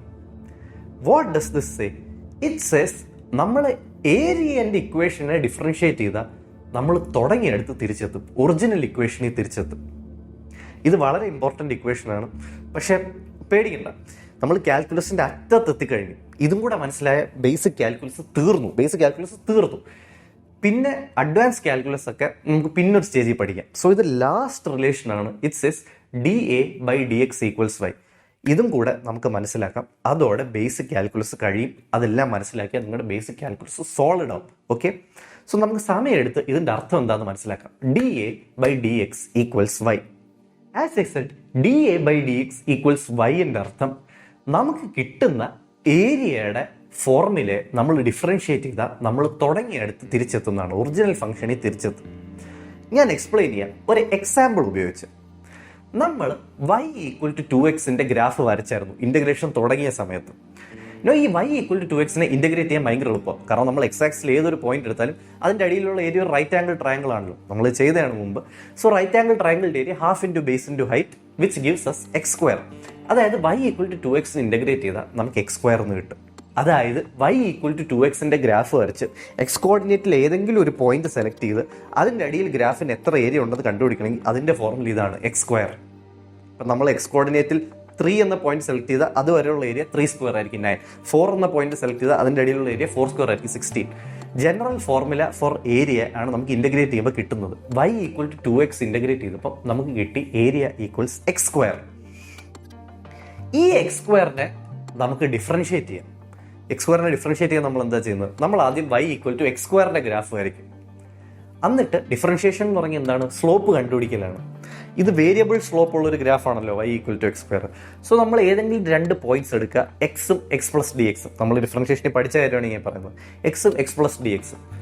Slope equals delta y by delta x which is y2 minus y1 by x plus d x minus x which is x plus d x the whole square minus x square by x plus d x minus x which gives us 2x plus d x which is 2x. ഇതേ സാധനം നമ്മൾ ഡിഫറൻഷ്യേഷനിൽ ചെയ്തായിരുന്നു, നിങ്ങൾക്ക് ഒന്നുകൂടെ പോയി വേണമെങ്കിൽ check ചെയ്യാം. അതായത് 2x ഇൻ്റഗ്രേറ്റ് ചെയ്തപ്പോൾ നമുക്ക് എക്സ് സ്ക്വയർ കിട്ടി. ആ എക്സ് സ്ക്വയറിനെ ഡിഫറൻഷ്യേറ്റ് ചെയ്തപ്പോൾ നമുക്ക് 2x കിട്ടി. ഇതാണ് റിലേഷൻ. നമ്മൾ ഒരു സാധനത്തിനെ ഇൻ്റഗ്രേറ്റ് ചെയ്തിട്ട് ഡിഫറൻഷ്യേറ്റ് ചെയ്താൽ നമ്മൾ തുടങ്ങിയെടുത്തെത്തും. അല്ലെങ്കിൽ നമ്മൾ ഒരു സാധനത്തിനെ ഡിഫറൻഷ്യേറ്റ് ചെയ്തിട്ട് ഇൻ്റഗ്രേറ്റ് ചെയ്താൽ നമ്മൾ തുടങ്ങിയെടുത്തെത്തും. ഫോർ എക്സാമ്പിൾ, നമ്മൾ എക്സ് ക്യൂബിനെ ഡിഫറൻഷ്യേറ്റ് ചെയ്താൽ നമുക്ക് 3x സ്ക്വയർ എന്ന് കിട്ടും. 3x സ്ക്വയറിനെ ഇൻ്റഗ്രേറ്റ് ചെയ്താൽ നമുക്ക് തിരിച്ച് എക്സ് ക്യൂബ് എന്ന് കിട്ടും. നമ്മൾ എക്സ് റൈസ് ടു 4നെ ഡിഫറൻഷ്യേറ്റ് ചെയ്താൽ നമുക്ക് 4x ക്യൂബ് എന്ന് കിട്ടും. 4x ക്യൂബിനെ ഇൻ്റഗ്രേറ്റ് ചെയ്താൽ നമുക്ക് തിരിച്ച് എക്സ് റൈസ് ടു 4 എന്ന് കിട്ടും. അതുപോലെ നമ്മൾ y equal to x raise to 7നെ ഡിഫറൻഷ്യേറ്റ് ചെയ്താൽ നമുക്ക് 7x റൈസ് ടു 6 എന്ന് കിട്ടും. ഈ 7x റൈസ് ടു 6നെ ഇൻ്റഗ്രേറ്റ് ചെയ്താൽ നമുക്ക് തിരിച്ച് എക്സ് റൈസ് ടു 7 എന്ന് കിട്ടും. നോ, ഈ important relationship between differentiation and integration ഞാൻ പറയാൻ ഒരു കാരണമുണ്ട്. ഡിഫറൻഷ്യേഷൻ്റെ ഫോർമുലകൾ നിങ്ങൾ കാണാതെ പഠിച്ചില്ലെങ്കിൽ പോലും ഒരു പരിധി വരെ അത് നമുക്ക് ഡിറൈവ് ചെയ്ത് എടുക്കാൻ പറ്റും. കാരണം ഡിഫറൻഷ്യേഷൻ എന്താണ്? സ്ലോപ്പ് കണ്ടുപിടിക്കലാണ്. സ്ലോപ്പ് കണ്ടുപിടിക്കലിൻ്റെ ഫോർമുല എന്താണ്? Delta y by delta x. അപ്പോൾ നിങ്ങൾ ഏതെങ്കിലും 2 പോയിന്റ് എടുക്കുക, y2 minus y1 by x2 minus x1 എന്ന് ചെയ്താൽ നിങ്ങൾക്ക് കുറേ ഗ്രാഫ്സിൻ്റെ സ്ലോപ്പ് കണ്ടുപിടിക്കാൻ പറ്റും. അതായത് കുറേ ടൈപ്പ് ഗ്രാഫ്സ് നിങ്ങൾക്ക് ഡിഫറൻഷ്യേറ്റ് ചെയ്യാൻ പറ്റും. പക്ഷേ ഇൻ്റഗ്രേഷൻ, അതായത് ഏരിയ കണ്ടുപിടിക്കൽ കുറേ കൂടെ കോംപ്ലിക്കേറ്റഡ്. അതിന് ഇങ്ങനത്തെ y2 minus y1 by x2 minus x1 അങ്ങനത്തെ വഴികളൊന്നുമില്ല. അത് ചെയ്യാൻ ഭയങ്കര പാടാണ്. അവിടെയാണ് നമുക്ക് ഈ റിലേഷൻ ഭയങ്കര യൂസ്ഫുൾ ആവുന്നത്. ഒരു സാധനം ഡിഫറൻഷ്യേറ്റ് ചെയ്ത് ഇൻ്റഗ്രേറ്റ് ചെയ്താൽ തുടങ്ങിയെടുത്തെത്തും, അല്ലെങ്കിൽ ഒരു സാധനം ഇൻ്റഗ്രേറ്റ് ചെയ്ത് ഡിഫറൻഷ്യേറ്റ് ചെയ്താൽ തുടങ്ങിയെടുത്തെത്തും. അതുകൊണ്ട് തന്നെ മാത്തമാറ്റീഷ്യൻസ് എന്താ ചെയ്യുന്നതെന്ന് പറഞ്ഞാൽ കുറേ സാധനങ്ങൾ എടുത്ത് ഡിഫറൻഷ്യേറ്റ് ചെയ്ത് വയ്ക്കും. എന്നിട്ട് അവർ മനസ്സിലാക്കും, ഓ അപ്പോൾ ഈ ഡിഫറൻഷ്യേറ്റ് ചെയ്ത് വെച്ചേക്കുന്ന സാധനങ്ങൾ ഇൻ്റഗ്രേറ്റ് ചെയ്താൽ നമ്മൾ തുടങ്ങിയെടുത്തെത്തുന്നു. നോ, ഇതുകൊണ്ടാണ് ഈ relationship between integration and differentiation ഇത്ര പവർഫുൾ ആവുന്നത്. സാധനങ്ങൾ ഡിഫറൻഷ്യേറ്റ് ചെയ്യാൻ എളുപ്പമാണ്, പക്ഷേ സാധനങ്ങൾ ഇൻ്റഗ്രേറ്റ് ചെയ്യാൻ പാടാണ്. അതുകൊണ്ട് നമ്മൾ സാധനങ്ങൾ ഡിഫറൻഷ്യേറ്റ് ചെയ്യും, എന്നിട്ട് നമ്മൾ മനസ്സിലാക്കും, ഓക്കെ ഇത് ഡിഫറൻഷ്യേറ്റ് ചെയ്തപ്പോൾ ഇത് കിട്ടിയോ, എന്നാൽ ഇതിനെ ഇൻ്റഗ്രേറ്റ് ചെയ്യുമ്പോൾ ഇത് കിട്ടും. അതുകൊണ്ടാണ് ഈ ഡിഫറൻഷ്യേഷനും ഇൻ്റഗ്രേഷനും തമ്മിലുള്ള റിലേഷൻ ഇത്ര ഇമ്പോർട്ടൻ്റ് ആവുന്നത്. നോ, ഇനി ഞാൻ പറയുന്നത് സ്റ്റുഡൻസിന് വേണ്ടിയാണ്. സ്റ്റുഡൻസ് ശ്രദ്ധിക്കുക, ഡിഫറൻഷ്യേഷൻ എളുപ്പമാണ്. കാരണം ഡിഫറൻഷ്യേഷൻ സ്ലോപ്പ് കണ്ടുപിടിക്കലാണ്. Delta y by delta x എന്ന് ചെയ്താൽ മതി. പക്ഷേ ഇൻ്റഗ്രേഷൻ കുറേ കൂടെ പാടാണ്. അത് ഏരിയ കണ്ടുപിടിക്കലാണ്. ഗ്രാഫിൻ്റെ ഷേപ്പ് മാറുന്നതനുസരിച്ച് ഏരിയ കണ്ടുപിടിക്കുന്നത് ഭയങ്കര കോംപ്ലിക്കേറ്റഡ് ആയിക്കൊണ്ടിരിക്കും. അതുകൊണ്ട് തന്നെ സ്കൂളിൽ ഇൻ്റഗ്രേഷൻ്റെ ഫോർമുല പഠിപ്പിക്കുമ്പോൾ അത് കാണാതെ പഠിക്കുന്നതാണ് നല്ലത്.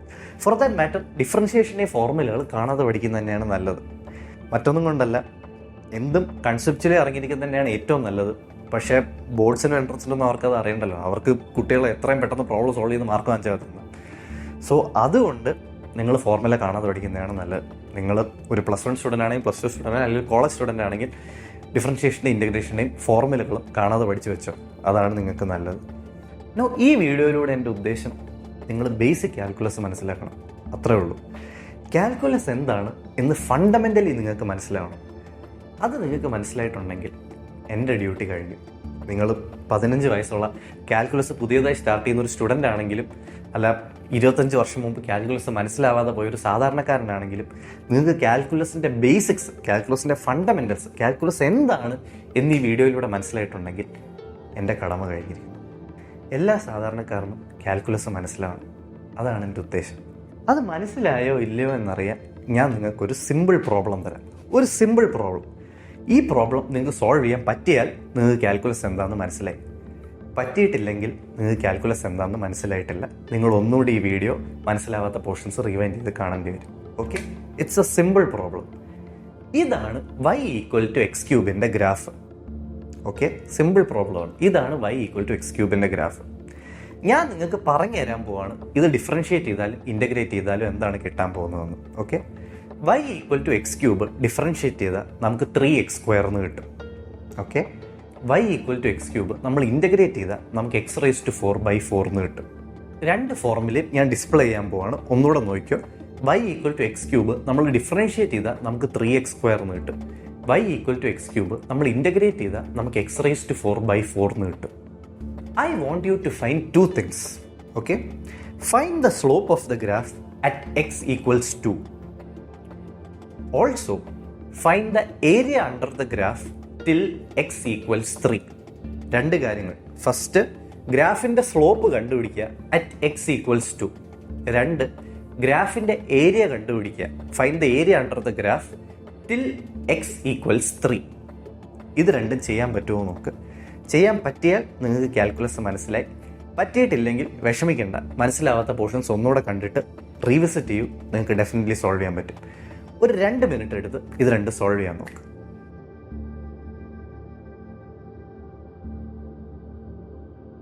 ഓക്കെ, ഇനി ഞാൻ ആൻസർ പറയാൻ പോവാണ്. y=x³ ഡിഫറൻഷിയേറ്റ് ചെയ്യുമ്പോൾ കിട്ടുന്നത് 3x² ആണെന്ന് ക്വസ്റ്റ്യനിൽ തന്നെ തന്നിട്ടുണ്ട്. ഓക്കെ, ഡിഫറൻഷിയേഷൻ എന്താണ്? സ്ലോപ്പ് കണ്ടുപിടിക്കലാണ്. ഞാൻ ചോദിച്ചേക്കുന്നത് എന്താണ്? x = 2 സ്ലോപ്പ് കണ്ടുപിടിക്കുക. ഡിഫറൻഷിയേറ്റ് ചെയ്യുമ്പോൾ 3x², അതായത് സ്ലോപ്പിൻ്റെ ഫോർമുല 3x² ആണ്. x = 2 സ്ലോപ്പ് കണ്ടുപിടിക്കണമെങ്കിൽ ആ എക്സിൽ 2 സബ്സ്റ്റിറ്റ്യൂട്ട് ചെയ്യാം. സോ 3 × 2², 3 × 4, 12. സിമിലർലി ക്വസ്റ്റ്യനിൽ തന്നെ തന്നിട്ടുണ്ട് y=x³ ഇൻ്റഗ്രേറ്റ് ചെയ്യുമ്പോൾ x⁴/4 കിട്ടുമെന്ന്. ഇൻ്റഗ്രേഷൻ എന്താണ്? ഒരു ഗ്രാഫിലെ ഒരു എക്സ് പോയിന്റ് നമ്മൾ ചൂസ് ചെയ്യുന്ന ഒരു പോയിന്റ് വരെ ഗ്രാഫിൻ്റെ അടിയിലുള്ള ഏരിയയാണ്. അത് x⁴/4 ആണെന്ന് ക്വസ്റ്റ്യനിൽ തന്നെ തന്നിട്ടുണ്ട്. ഞാൻ നിങ്ങളുടെ അടുത്ത് ചോദിച്ചേക്കുന്നത് x = 3 വരെയുള്ള ഗ്രാഫിൻ്റെ അടിയിലുള്ള ഏരിയയാണ്. സോ ഈ x⁴/4 എക്സിനെ 3 വെച്ച് റീപ്ലേസ് ചെയ്താൽ മതി. സോ 3⁴/4 81/4. ഓക്കെ, സോ ഇൻ്റഗ്രേഷനും ഡിഫറൻഷിയേഷനും കഴിഞ്ഞു. അവസാനമായി ഞാൻ 3 കീ കോൺസെപ്റ്റ്സ് മാത്രം ഒരു നട്ട്ഷെല്ലിൽ പറഞ്ഞുതരാം. ഡിഫറൻഷിയേഷൻ എന്ന് പറഞ്ഞാൽ ഏതൊരു ഗ്രാഫിൻ്റെയും സ്ലോപ്പ് കണ്ടുപിടിക്കുക. അതായത് ഏതൊരു ഗ്രാഫും എങ്ങനെ ഉയരുന്നു എങ്ങനെ താഴുന്നു എന്ന് മനസ്സിലാക്കുക. ഇതാണ് ഡിഫറൻഷിയേഷൻ. ഇൻ്റഗ്രേഷൻ എന്ന് പറഞ്ഞാൽ ഏതൊരു ഗ്രാഫിൻ്റെയും അടിയിലുള്ള ഏരിയ കണ്ടുപിടിക്കുക. നമ്മൾ എക്സ് ആക്സിൽ ഒരു പോയിന്റ് സെലക്ട് ചെയ്താൽ ആ പോയിന്റ് വരെ ഗ്രാഫിൻ്റെ അടിയിൽ എത്ര ഏരിയ ഉണ്ട് എന്ന് കണ്ടുപിടിക്കുക. അതാണ് ഇൻ്റഗ്രേഷൻ. ഒരു സാധനം ഡിഫറൻഷിയേറ്റ് ചെയ്തിട്ട് ഇൻ്റഗ്രേറ്റ് ചെയ്താൽ നമ്മൾ തുടങ്ങിയെടുത്ത് തന്നെ തിരിച്ചെത്തും. അല്ലെങ്കിൽ ഒരു സാധനം ഇൻ്റഗ്രേറ്റ് ചെയ്തിട്ട് ഡിഫറൻഷിയേറ്റ് ചെയ്താൽ നമ്മൾ തുടങ്ങിയെടുത്ത് തന്നെ തിരിച്ചെത്തും. ഓക്കെ, ഇതാണ് ഡിഫറൻഷിയേഷനും ഇൻ്റഗ്രേഷനും തമ്മിലുള്ള ബന്ധവും. So that's it. ഇതായിരുന്നു ബേസിക് കാൽക്കുലസ്. നിങ്ങൾക്ക് മനസ്സിലായെന്ന് വിശ്വസിക്കുന്നു. മനസ്സിലായെങ്കിൽ ഡെഫിനറ്റ്ലി കമൻറ്റ് ബോക്സിൽ ഇടുക. കുറച്ച് നാൾ കഴിഞ്ഞ് നമുക്ക് അഡ്വാൻസ് കാൽക്കുലസിനെ പറ്റി ഒരു വീഡിയോ ചെയ്യാം. ഈ വീഡിയോയിൽ ഞാൻ കാൽക്കുലസിൻ്റെ ഏറ്റവും ബേസിക്സ് മാത്രമേ കവർ ചെയ്തിട്ടുള്ളൂ. കാരണം നമുക്ക് ടൈം കൺസ്ട്രെയിൻസ് ഉണ്ട്. പിന്നെ നിങ്ങളെ ഓവർ സാച്ചുറേറ്റ് ചെയ്യാൻ, നിങ്ങളുടെ തലച്ചോറിനെ ഓവർ സാച്ചുറേറ്റ് ചെയ്യാൻ ഞാൻ ഉദ്ദേശിക്കുന്നില്ല. നിങ്ങൾക്ക് മനസ്സിലായെങ്കിൽ പ്ലീസ് കമൻറ്റ് ബോക്സിൽ ഇടുക. നമുക്ക് ഡെഫിനറ്റ്ലി കുറച്ച് നാൾ കഴിഞ്ഞ് അഡ്വാൻസ് കാൽക്കുലസിനെ പറ്റി ഒരു വീഡിയോ ചെയ്യാം. കുറച്ചുകൂടെ കോംപ്ലക്സ് കോൺസെപ്റ്റ്സ് നമുക്ക് മനസ്സിലാക്കാം. മനസ്സിലായില്ലെങ്കിൽ ഒന്നും കൊണ്ട് വിഷമിക്കേണ്ട, ഒന്നുകൂടെ റീവിസിറ്റ് ചെയ്ത് നോക്ക്, നിങ്ങൾക്ക് ഡെഫിനറ്റ്ലി ക്ലിയർ ആവും.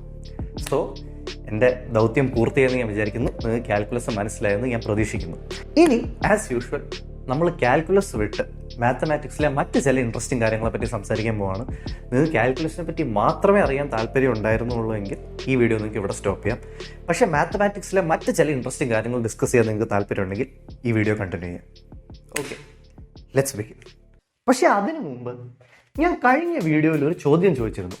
സ്പെസിഫിക്കലി ഒരു പാരഡോക്സിനെ പറ്റി ഡിസ്കസ് ചെയ്തിരുന്നു. It's called Achilles and the tortoise. എന്നിട്ട് ഞാൻ പറഞ്ഞു അതിൻ്റെ സൊല്യൂഷൻ ഇറങ്ങി ഇത്തിരി കാൽക്കുലസ് അറിയണം, അത് ഈ വീഡിയോയിൽ ഡിസ്കസ് ചെയ്യാം. ഞാൻ ഒന്നുകൂടെ റീക്യാപ്പ് ചെയ്യാം.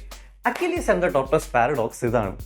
അക്വിലീസ് ഒരു ഫാസ്റ്റ് റണ്ണറാണ്, ടോർട്ടോയ്സ് ഒരു സ്ലോ റണ്ണറാണ്. ടോർട്ടോയ്സ് സ്ലോ ആയതുകൊണ്ട് തന്നെ അക്വിലീസ് ടോർട്ടോയ്സിന് ഒരു 100 മീറ്റർ ഹെഡ് സ്റ്റാർട്ട് കൊടുത്തു. റേസ് തുടങ്ങി. അക്വിലീസ് ഫാസ്റ്റ് ആയിട്ട് ആ 100 മീറ്റർ കവർ ചെയ്തു. പക്ഷേ അക്വിലീസ് ആ 100 മീറ്റർ ഹെഡ് സ്റ്റാർട്ട് കവർ ചെയ്ത സമയം കൊണ്ട് ടോർട്ടോയ്സ് ഒരു 20 മീറ്റർ മുന്നോട്ട് നീങ്ങി. കുഴപ്പമില്ല, അക്വിലീസ് ആ 20 മീറ്റർ കവർ ചെയ്തു. ആ സമയം കൊണ്ട് ടോർട്ടോയ്സ് ഒരു 4 മീറ്റർ മുന്നോട്ട് നീങ്ങി. കുഴപ്പമില്ല, അക്വിലീസ് ആ 4 മീറ്റർ കവർ ചെയ്തു. ആ സമയം കൊണ്ട് ടോർട്ടോയ്സ് ഒരു 1 മീറ്റർ കവർ ചെയ്തു. അക്വിലീസ് ആ 1 മീറ്റർ കവർ ചെയ്തു. ആ സമയം കൊണ്ട് ടോർട്ടോയ്സ് ഒരു 0.25 മീറ്റർ കവർ ചെയ്തു. അക്വിലീസ് ആ 0.25 മീറ്റർ കവർ ചെയ്തു. ആ സമയം കൊണ്ട് ടോർട്ടോയ്സ് ഒരു 0.05 മീറ്റർ കവർ ചെയ്തു. ഇങ്ങനെ അക്വിലീസ് എപ്പോൾ ടോർട്ടോയ്സിൻ്റെ അടുത്ത് എത്തിയാലും ആ സമയം കൊണ്ട് ടോർട്ടോയ്സ് ഒരു ഇത്തിരി മുന്നോട്ട് നീങ്ങും. അങ്ങനെയാണെങ്കിൽ അക്വിലീസ് എങ്ങനെ ടോർട്ടോയ്സിനെ ഓവർടേക്ക് ചെയ്യും? ഇതായിരുന്നു question. Now what seems to be the problem here is Achilles എത്ര ഡിസ്റ്റൻസ് കവർ ചെയ്യുന്നോ ആ സമയം കൊണ്ട് ടോർട്ടോയ്സ് ഇത്തിരി മുന്നിലോട്ട് നീങ്ങും. വീണ്ടും അക്വിലീസ് ഇത്രയും കുറയും, ആ സമയം കൊണ്ട് ടോർട്ടോയ്സ് ഇത്രയും കൂടെ മുന്നോട്ട് നീങ്ങും. വീണ്ടും അക്വിലീസ് കുറയും, ടോർട്ടോയ്സ് ഇത്രയും കൂടെ മുന്നോട്ട് നീങ്ങും. ഇങ്ങനെ ഇൻഫിനിറ്റി വരെ പൊയ്ക്കൊണ്ടിരിക്കുന്നത് നമുക്ക് തോന്നും. പക്ഷേ ആക്ച്വലി ഇത് ഇൻഫിനിറ്റി വരെ പൊയ്ക്കൊണ്ടിരിക്കില്ല. കാരണം ഏതെങ്കിലും ഒരു പോയിന്റിൽ അക്വിലീസും ടോർട്ടോയ്സും തമ്മിലുള്ള ഡിസ്റ്റൻസ് പ്ലാങ്ക് ലെങ്ത് ആവും. പ്ലാങ്ക് ലെങ്ത് ആണ് ഫിസിക്സിലെ shortest unit of distance. Planck length എത്തിക്കഴിഞ്ഞാൽ പിന്നെ ഫർദർ മുറിക്കാൻ പറ്റില്ല. അതുകൊണ്ട് തന്നെ അക്വിലീസും ടോർട്ടോയ്സും തമ്മിലുള്ള ഡിസ്റ്റൻസ് ഇങ്ങനെ ഇൻഫിനിറ്റി വരെ കുറഞ്ഞുകൊണ്ടിരിക്കില്ല, അത് പ്ലാങ്ക് ലെങ്ത് വരെ കുറയും. സോ അക്വിലീസും ടോർട്ടോയ്സും തമ്മിലുള്ള ഡിസ്റ്റൻസ് കുറയുന്നത് will only tend to infinity. അത് പ്രശ്നമില്ല, അത് പ്ലാങ്ക് ലെങ്ത് എത്തുന്ന പോയിന്റിൽ അക്വിലീസിനെ ടോർട്ടോയ്സിനെ ഓവർടേക്ക് ചെയ്യാം. പാരഡോക്സ് ഉണ്ടാകുന്ന എന്തുണ്ടായിരുന്നു? നമ്മൾ വിചാരിച്ച അക്വിലീസും ടോർട്ടോയ്സും തമ്മിലുള്ള ഡിസ്റ്റൻസ് കുറയുന്ന ഇങ്ങനെ ഇൻഫിനിറ്റി വരെ പൊയ്ക്കൊണ്ടിരിക്കും. പക്ഷേ ഇല്ല, അത് പ്ലാങ്ക് ലെങ്ത്തിൽ സ്റ്റോപ്പ് ചെയ്യും. സോ അക്വിലീസും ടോർട്ടോയ്സും തമ്മിലുള്ള ഡിസ്റ്റൻസ് കുറയുന്നത് will only tend to infinity and that can be completed by Achilles in a finite amount of time. ഇതാണ് അക്വിലീസ് ആൻഡ് ദ ടോർട്ടോയ്സ് എന്ന പാരഡോക്സിന്റെ സൊല്യൂഷൻ. ഓക്കെ, സോ നമ്മൾ കഴിഞ്ഞ വീഡിയോയിൽ ഉന്നയിച്ച ചോദ്യത്തിന്റെ ആൻസറും ഡിസ്കസ് ചെയ്തു. കാൽക്കുലസ് കംപ്ലീറ്റ്ലി കഴിഞ്ഞു. ഇനി നമ്മൾ ഇൻട്രസ്റ്റിംഗ് ആയ മറ്റ് ചില കാര്യങ്ങളെ പറ്റി ഡിസ്കസ് ചെയ്യാൻ പോവാണ്. Okay, let's begin. ഞാൻ കഴിഞ്ഞ സീസണിൽ മാത്തമാറ്റിക്സിനെ പറ്റി ഒരു വീഡിയോ ചെയ്തായിരുന്നു. ആ വീഡിയോ തുടങ്ങുന്നത് ഈ ക്വസ്റ്റ്യൻ വെച്ചുകൊണ്ടാണ്: 1 - 1 + 1 - 1 + 1 - 1 അപ് ടു ഇൻഫിനിറ്റിയുടെ ഉത്തരം എന്താണ്? നോ, ഇതേ സാധനം ഞാനൊരു റീലായിട്ടും പോസ്റ്റ് ചെയ്തായിരുന്നു. മലയാളത്തിലും തമിഴിലും ഒക്കെ ഉള്ളൊരു ഫേമസ് നടി ഈ റീല് ഷെയർ ചെയ്തു. ആൻഡ് മൈൻഡ് യു, പുള്ളിക്കാരിക്ക് മാത്തമാറ്റിക്സിൽ ഇൻട്രസ്റ്റ് ഉള്ളതുകൊണ്ടല്ല പുള്ളിക്കാരി ഷെയർ ചെയ്തത്. പുള്ളിക്കാരിക്ക് ഇതെന്തോ ഒരു കോമഡി ആയിരുന്നു. ആൻഡ് പുള്ളിക്കാരി ഷെയർ ചെയ്തുകൊണ്ട് തന്നെ പുള്ളിക്കാരിയുടെ കുറേ ഫാൻസ് എല്ലാം വന്നിട്ട് ഈ കമൻറ്റ് ബോക്സിൻ്റെ അടിയിൽ ഇങ്ങനെ പൊട്ടിച്ചിരിക്കുന്ന ഇമോജി ഇട്ടുകൊണ്ടിരുന്നു. നോ, ഓർക്കണം, ഈ റീലിന് there is nothing funny about it, nothing inherently funny about it. അവർ ചിരിക്കുന്നത് ഇസ് ബിക്കോസ് മാത്തമാറ്റിക്സ് അവർക്കൊരു മീമാണ്. ഈ സോഷ്യലി ഓക്വേർഡ് ആയിട്ടുള്ള, പുറത്തൊന്നും ഇറങ്ങാത്ത, ഫുൾ ടൈം മുറിയിൽ അടച്ചിരുന്ന ഒരു കണ്ണാടിയും വെച്ച് ഇങ്ങനെ ആൾക്കാർ ചെയ്തുകൊണ്ടിരിക്കുന്ന ഒരു സാധനമാണ് മാത്തമാറ്റിക്സ്. അല്ലാതെ മാത്തമാറ്റിക്സ് കൊണ്ട് എന്താ ഗുണം? മാത്തമാറ്റിക്സ് കൊണ്ട് നമ്മുടെ റിയൽ ലൈഫിൽ എന്തെങ്കിലും ഗുണമുണ്ടോ? എന്തെങ്കിലും ചെയ്യാൻ പറ്റുമോ മാത്തമാറ്റിക്സ്? മാത്തമാറ്റിക്സ് നേർഡ്സിന് വേണ്ടിയുള്ള ഒരു സാധനമാണ്. നോ, ഇങ്ങനെ ചിന്തിക്കുന്നത് for the lack of a better word വിവരമില്ലായ്മയാണ്. പഴങ്ങളാണ്, തോൽവികളാണ് മാത്സ് പഠിച്ചുകൊണ്ടിരിക്കുന്നത്. മാത്സ് പഠിച്ചുകൊണ്ട് പ്രത്യേകിച്ച് റിയൽ ലൈഫിൽ, ഡേ ടു ഡേ ലൈഫിൽ ഒരു ഗുണമില്ല. മാത്സ് അറിയാതിരിക്കുന്നത് എന്തോ വലിയൊരു സംഭവമാണെന്നൊക്കെ വിചാരിച്ചുകൊണ്ടിരിക്കുന്നത് മണ്ടത്തരമാണ്. ഞാനിത് അന്നേ ഡിസ്കസ് ചെയ്യണമെന്ന് വിചാരിച്ചാൽ, പക്ഷേ പിന്നീട് ഞാൻ മാത്സ് വീഡിയോസൊന്നും ചെയ്തില്ല. സോ ഇപ്പോഴാണ് എനിക്കൊരു അവസരം കിട്ടിയത്. സോ നമുക്ക് അതിനെ പറ്റി ഡിസ്കസ് ചെയ്യാം. പക്ഷേ തുടങ്ങുന്നതിന് മുമ്പ് 2 things. ഫസ്റ്റ് ഓഫ് ഓൾ, ഞാൻ പേഴ്സണലി ഒഫൻസ് ഒന്നും എടുത്തിട്ടില്ല. ഈ നടിക്കും അവരുടെ ഫോളോവേഴ്സിനും ലാർജർ പിക്ചർ ക്ലിയർ അല്ലാന്ന് തോന്നുന്നു. സോ അതൊന്ന് ക്ലിയർ ആക്കണമെന്ന് വിചാരിക്കുന്നുള്ളൂ. സെക്കൻഡ്ലി, ഞാൻ ഇനി പറയാൻ പോകുന്നത് മാത്സിൽ വീക്കായവരെ പറ്റിയല്ല. മാത്സിൽ വീക്കായവരെ കളിയാക്കാനോ കൊച്ചാക്കാനോ ഞാൻ ഉദ്ദേശിക്കുന്നില്ല. മാത്സിൽ ഓരോരുത്തർക്കും ഓരോ കേപ്പബിലിറ്റീസ് ആണ്, and that is perfectly fine. ഞാൻ അഡ്രസ്സ് ചെയ്യാൻ ഉദ്ദേശിക്കുന്നത് മാത്സ് കളിയാക്കുന്നവരെയാണ്, മാത്സിനോട് എന്തോ ഒരു പുച്ഛമുള്ളവരെയാണ്.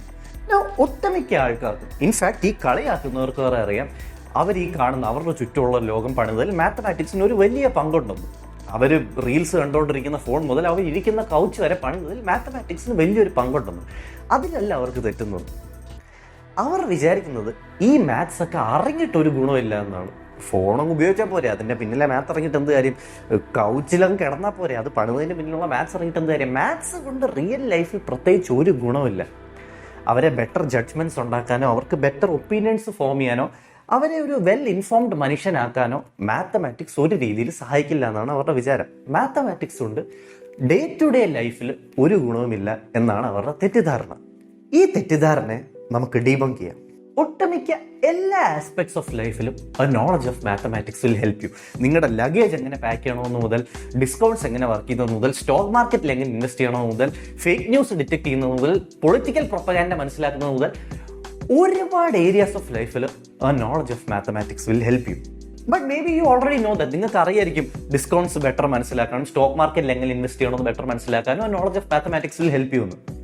But my point is not that. My point is far beyond. My point is that നിങ്ങൾ വിചാരിക്കാത്ത പല സിമ്പിൾ ആസ്പെക്ട്സ് ഓഫ് ലൈഫിൽ പോലും knowledge of mathematics will help U. Okay, നമ്മൾ തീരെ വിചാരിക്കാത്ത സന്ദർഭങ്ങളിൽ പോലും, ഡേ ടു ഡേ കാര്യങ്ങളിൽ പോലും basic knowledge of mathematics will help U. ഞാൻ നിങ്ങൾക്കൊരു സിമ്പിൾ എക്സാമ്പിൾ തരാം. ഞാൻ എൻ്റെ പേഴ്സണൽ ലൈഫിൽ നിന്ന് ഒരു സിമ്പിൾ എക്സാമ്പിൾ തരാം. പാൻഡമിക്സിന്റെ സമയത്ത് എല്ലാവർക്കും പാനിക്കാണ്. അയ്യോ, എനിക്ക് അസുഖം വരുമോ, എനിക്ക് അസുഖം വരുമോ, എനിക്ക് അസുഖം വരുമോ. 2021 കോവിഡിന്റെ സെക്കൻഡ് വേവിന്റെ അവസാനമായപ്പോഴേക്കും ഞാനും എൻ്റെ ഫ്രണ്ട്സും, അപ്പൂരൻ ബോയ്സിലെ ബോയ്സും അവരുടെ ഗേൾ ഫ്രണ്ട്സും എല്ലാം കൂടെ ഒരു ഫ്ലാറ്റിലായിരുന്നു താമസിക്കുന്നത്. നമുക്കാർക്കും കോവിഡിന്റെ ഒരു സിംറ്റംസും ഇല്ല. അതുകൊണ്ട് നമ്മളെല്ലാം വിചാരിച്ചു എല്ലാവർക്കും ഒരു മാസത്തേക്ക് നാട്ടിൽ പോയി താമസിക്കാമെന്ന്. പക്ഷേ നമ്മുടെ കൂട്ടത്തിൽ ഒരുത്തൻ്റെ ഗേൾ ഫ്രണ്ട് നിർബന്ധം, ഇല്ല കോവിഡ് ഒന്നും ടെസ്റ്റ് ചെയ്യണം, കോവിഡ് ഒന്നും ടെസ്റ്റ് ചെയ്യണം, കോവിഡ് ഒന്നും ടെസ്റ്റ് ചെയ്യണം. ഇവള് സ്വിഗ്ഗിയിൽ ഇൻസ്റ്റമാർട്ടിൽ ഒരു ആൻറ്റിജൻ കിറ്റ് വാങ്ങിച്ചിട്ട് സെൽഫ് ടെസ്റ്റ് ചെയ്തു. അപ്പം പോസിറ്റീവ് വന്നു. ഇവള് പറയാൻ തുടങ്ങി, കണ്ടോ കണ്ടോ എനിക്ക് കോവിഡ് ഉണ്ട്, അപ്പോൾ നിങ്ങൾക്ക് എല്ലാവർക്കും കാണും, ആരും പോകണ്ട, എല്ലാവരും വീട്ടിനകത്ത് തന്നെ എനിക്ക് നാട്ടിലോട്ട് പോകാനുള്ള പ്ലാൻസ് ഫുൾ ക്യാൻസൽ ചെയ്യുന്നു. നമ്മൾ ഇവളുടെ അടുത്ത് പറഞ്ഞു, ഇല്ല ഒന്നുകൂടെ ടെസ്റ്റ് ചെയ്ത് നോക്ക്, ചിലപ്പോൾ അത് തെറ്റിയായിരിക്കും. പക്ഷേ ഇവള് പറഞ്ഞു ഇല്ല. എന്നിട്ട് ഇവൾ ഈ ആൻറ്റിജൻ കിറ്റ് തിരിച്ച് കാണിച്ചു. ആൻറ്റിജൻ കിറ്റിൽ എഴുതിയിട്ടുണ്ട്, this antigen test is reliable, it has a false rate of only 5%. എന്നിട്ട് ഇവള് പറയാൻ തുടങ്ങി, കണ്ടില്ലേ ഇതിന് ഫോൾസ് റേറ്റ് 5% ഉള്ളൂ, അതിൻ്റെ അർത്ഥം 95% സമയം കറക്റ്റാണ് പറയുന്നത്. അതായത് എനിക്ക് 95% ചാൻസ് ഉണ്ട് കോവിഡ് ഉണ്ടാവാൻ, അത് പോരെ ഇനിയും ടെസ്റ്റ് ചെയ്യണോ? ഇവള് പറയുന്നത് ശരിയാണോ? ഇവൾക്ക് 95% ചാൻസ് ഉണ്ടോ കോവിഡ് ഉണ്ടാവാൻ? No. And that is because she does not understand Bayes theorem. Bayes theorem നമ്മളിൽ ഒട്ടുമിക്ക എല്ലാവരും പഠിച്ചിട്ടുണ്ട്. ഇല്ല എന്ന് പറയരുത്, ഓർമ്മയില്ലാത്തതോ. സ്കൂളിൽ നമ്മളിൽ ഒട്ടുമിക്ക എല്ലാവരും ബേസ് തിയറം പഠിച്ചിട്ടുണ്ട്. മാത്സിൽ, probability, Bayes theorem is the foundation of something known as conditional probability. Base theorem is simply this: what is the probability that something will occur given that something else has already occurred? അതായത് ഈ കാര്യം സംഭവിക്കാനുള്ള probability എന്താണ് given that മറ്റൊരു കാര്യം already സംഭവിച്ചു. Let me explain. നിങ്ങൾ എന്നെ പിടിച്ചുകൊണ്ടുപോയി ഒരു മുറിയിൽ പൂട്ടിയിട്ടു. മുറിയിൽ വേറെ ജനലുകളൊന്നുമില്ല. ഇനി നിങ്ങൾ എന്നോട് ചോദിക്കുകയാണ്, ഇന്ന് മഴ പെയ്യാനുള്ള പ്രോബിലിറ്റി എന്താണ്? എനിക്കറിഞ്ഞൂടെ. ഞാൻ പറയും I don't know, may be 50%. ഇനി നിങ്ങൾ എന്നെ പിടിച്ചുകൊണ്ട് മറ്റൊരു മുറി കൊണ്ടുപോയി. ഈ മുറിയിൽ ഒരു ജനലുണ്ട്. ഇപ്പം നിങ്ങൾ എൻ്റെ അടുത്ത് ചോദിക്കുകയാണ് മഴ പെയ്യാനുള്ള പ്രോബിലിറ്റി എന്താ? ഞാൻ ജനലിൽ കൂടെ നോക്കുമ്പോൾ ഫുൾ മൂടി കെട്ടി കാർമേഘങ്ങളായിട്ട് കിടക്കുന്നു. ഇപ്പം എനിക്കെന്ത് മനസ്സിലാവും? മഴ പെയ്യാൻ കുറച്ചുകൂടെ പ്രോബിലിറ്റി ഉണ്ട്. ഞാൻ നിങ്ങളുടെ അടുത്ത് പറയും ഓക്കെ പ്രോബ്ലി 80%. ഇതാണ് ബേസ് തിയറം. ചുമ്മാ മഴ പെയ്യാനുള്ള പ്രോബിലിറ്റി എന്താണെന്ന് എനിക്ക് അറിഞ്ഞൂടും. പക്ഷേ ഗിവൺ ദാറ്റ് ഓൾറെഡി മൂടിക്കെട്ടി കിടക്കാണ്, കാർമേഘങ്ങളുണ്ട്, എൻ്റെ പ്രോബിലിറ്റി ദാറ്റ് മഴ പെയ്യും എന്നുള്ളത് കൂടും. So what is the probability that something will occur given that something else has already occurred? ഈ കേസിൽ what is the probability that മഴ പെയ്യും given that already മൂടിക്കെട്ടി കിടക്കുകയാണ്, കാർമേഘങ്ങളുണ്ട്. ഇതാണ് ബേസ് തിയറം. ഈ ബേസ് തിയറം നമ്മളിൽ ഒട്ടുമിക്ക ആൾക്കാരും സ്കൂളിൽ പഠിച്ചിട്ടുള്ള ഈ ബേസ് തിയറം ഒന്ന് പ്രോപ്പർലി അപ്ലൈ ചെയ്താൽ നമുക്ക് മനസ്സിലാവും. എൻ്റെ ഫ്രണ്ടിൻ്റെ ഗേൾ ഫ്രണ്ട്, പുള്ളിക്കാരി വിചാരിച്ചത്ര സാധ്യതയൊന്നുമില്ല പുള്ളിക്കാരിക്ക് കോവിഡ് ഉണ്ടാകാനൊന്നും. I show you. ഇവിടെ ഉപയോഗിച്ച കോവിഡ് ടെസ്റ്റിംഗ് കിറ്റ്, ആ ആൻറ്റിജൻ ടെസ്റ്റിൻ്റെ ഫോൾസ് റേറ്റ് 5% ആണ്. അതായത് ഇത് 5% സമയം കോവിഡ് ഉള്ളവർക്ക് കോവിഡ് ഇല്ലാന്ന് തെറ്റിച്ച് പറയുകയും ചെയ്യും, 5% സമയം കോവിഡ് ഇല്ലാത്തവർക്ക് കോവിഡ് ഉണ്ടെന്ന് തെറ്റിച്ച് പറയുകയും ചെയ്യും. അതിൻ്റെ അർത്ഥം എന്താ? ഇവർക്ക് 95% ചാൻസ് ഉണ്ട് കോവിഡ് ഉണ്ടാവാനെന്നാണോ? അല്ല. നമുക്ക് ബേസ് തിയറിയായിട്ട് സിമ്പിളായിട്ട് മനസ്സിലാക്കാം. ഞാനും ബോയ്സും ആ സമയത്ത് ഒരു സിമ്പിൾ ഗൂഗിൾ സെർച്ച് ചെയ്തപ്പോൾ നമുക്ക് മനസ്സിലായി ആ സമയത്ത് ബാംഗ്ലൂർ വെറും 5% പോപ്പുലേഷനെ കോവിഡ് ഉണ്ടായിരുന്നുള്ളൂ. ബാംഗ്ലൂരിൻ്റെ പോപ്പുലേഷൻ നമ്മൾ റഫ്ലി 1 crore എന്ന് എടുത്തു. അത് 1 crore സ്ലൈറ്റ്ലി ഹയർ ആണ്, പക്ഷെ നമ്മൾ കാൽക്കുലേഷൻ എളുപ്പമാക്കാൻ വേണ്ടി റഫ്ലി 1 crore എന്ന് എടുത്തു. 1 crore 5% ആൾക്കാർക്കേ അന്ന് കോവിഡ് ഉണ്ടായിരുന്നുള്ളൂ. വിച്ച് മീൻസ് അർബൻ ബാംഗ്ലൂരിലെ 5 ലക്ഷം ആൾക്കാർക്കേ അന്ന് കോവിഡ് ഉണ്ടായിരുന്നുള്ളൂ. ഇതാണ് നമ്മുടെ പ്രയർ കണ്ടീഷൻ ബേസ് തിയറത്തിൽ. ഇത് മറക്കരുത്. ഇത് മറന്നുകൊണ്ടാണ് ഇവൾ ഈ തെറ്റായിട്ട് നമുക്ക് 95% ചാൻസ് കോവിഡ് ഉണ്ടെന്ന് വിചാരിക്കുന്നത്. ബാംഗ്ലൂരിൽ തന്നെ 5% ആൾക്കാർക്കേ കോവിഡ് ഉള്ളൂ. ഗിവൺ ദാറ്റ് കണ്ടീഷൻ, ഇനിയാണ് നമ്മൾ കണ്ടുപിടിക്കേണ്ടത് ഈ ടെസ്റ്റ് ചെയ്താൽ ഇവർക്ക് കോവിഡ് ഉണ്ടാവാൻ എത്ര ശതമാനം ചാൻസ് ഉണ്ട്. Okay, I will explain further. ബാംഗ്ലൂരിൽ 1 കോടി ആൾക്കാരുണ്ട്. അതിൽ 5% ആൾക്കാർക്കേ കോവിഡ് ഉള്ളൂ. വിച്ച് മീൻസ് 5 lakh ആൾക്കാർക്കേ കോവിഡ് ഉള്ളൂ. ഈ കോവിഡ് ഉള്ള 5 ലക്ഷം ആൾക്കാരും സപ്പോസ് ഈ ആന്റിജൻ ടെസ്റ്റ് എടുക്കുകയാണെങ്കിൽ അതിൽ 95% ആൾക്കാർക്കും കോവിഡ് ഉണ്ട് എന്ന് ഇത് കറക്റ്റായിട്ട് പറയും. 5 ലക്ഷത്തിന്റെ 95% എത്രയാണ്? 4,75,000. 4,75,000 ആൾക്കാർക്ക് കോവിഡ് ഉണ്ട് എന്ന് ഈ ആന്റിജൻ ടെസ്റ്റ് കറക്റ്റായിട്ട് പറയും. ഓക്കെ, ഈ 5 ലക്ഷം അല്ലാതെ ബാക്കി ഒരു 95 ലക്ഷം ആൾക്കാരുണ്ട് ബാംഗ്ലൂരിൽ കോവിഡ് ഇല്ലാത്തത്. അവരെല്ലാം ഈ ആന്റിജൻ ടെസ്റ്റ് ചെയ്താൽ അത് 95% സമയം ഈ ടെസ്റ്റ് കറക്റ്റായിട്ട് പറയും കോവിഡ് ഇല്ലാന്ന്. പക്ഷെ 5% സമയം ഇത് തെറ്റിച്ച് പറയും. 95 ലക്ഷത്തിന്റെ 5% 4,75,000. 4,75,000 പേർക്ക് കോവിഡ് ഇല്ലാത്ത 4,75,000 പേർക്ക് കോവിഡ് ഉണ്ട് എന്ന് തെറ്റിച്ച് പറയും. അതായത് 5 ലക്ഷം കോവിഡ് ഉള്ളവരിൽ 4,75,000 പേർക്ക് കോവിഡ് ഉണ്ട് എന്നത് കറക്റ്റായിട്ട് പറയും.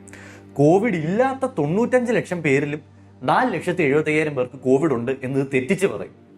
അപ്പം മൊത്തം ബാംഗ്ലൂരിലെ എൻ്റയർ പോപ്പുലേഷൻ ഈ ആന്റിജൻ ടെസ്റ്റ് എടുത്താൽ 4,75,000 പ്ലസ് 4,75,000 9.5 ലക്ഷം ആൾക്കാർക്ക് കോവിഡ് ഉണ്ടെന്ന് ഈ സാധനം പറയും.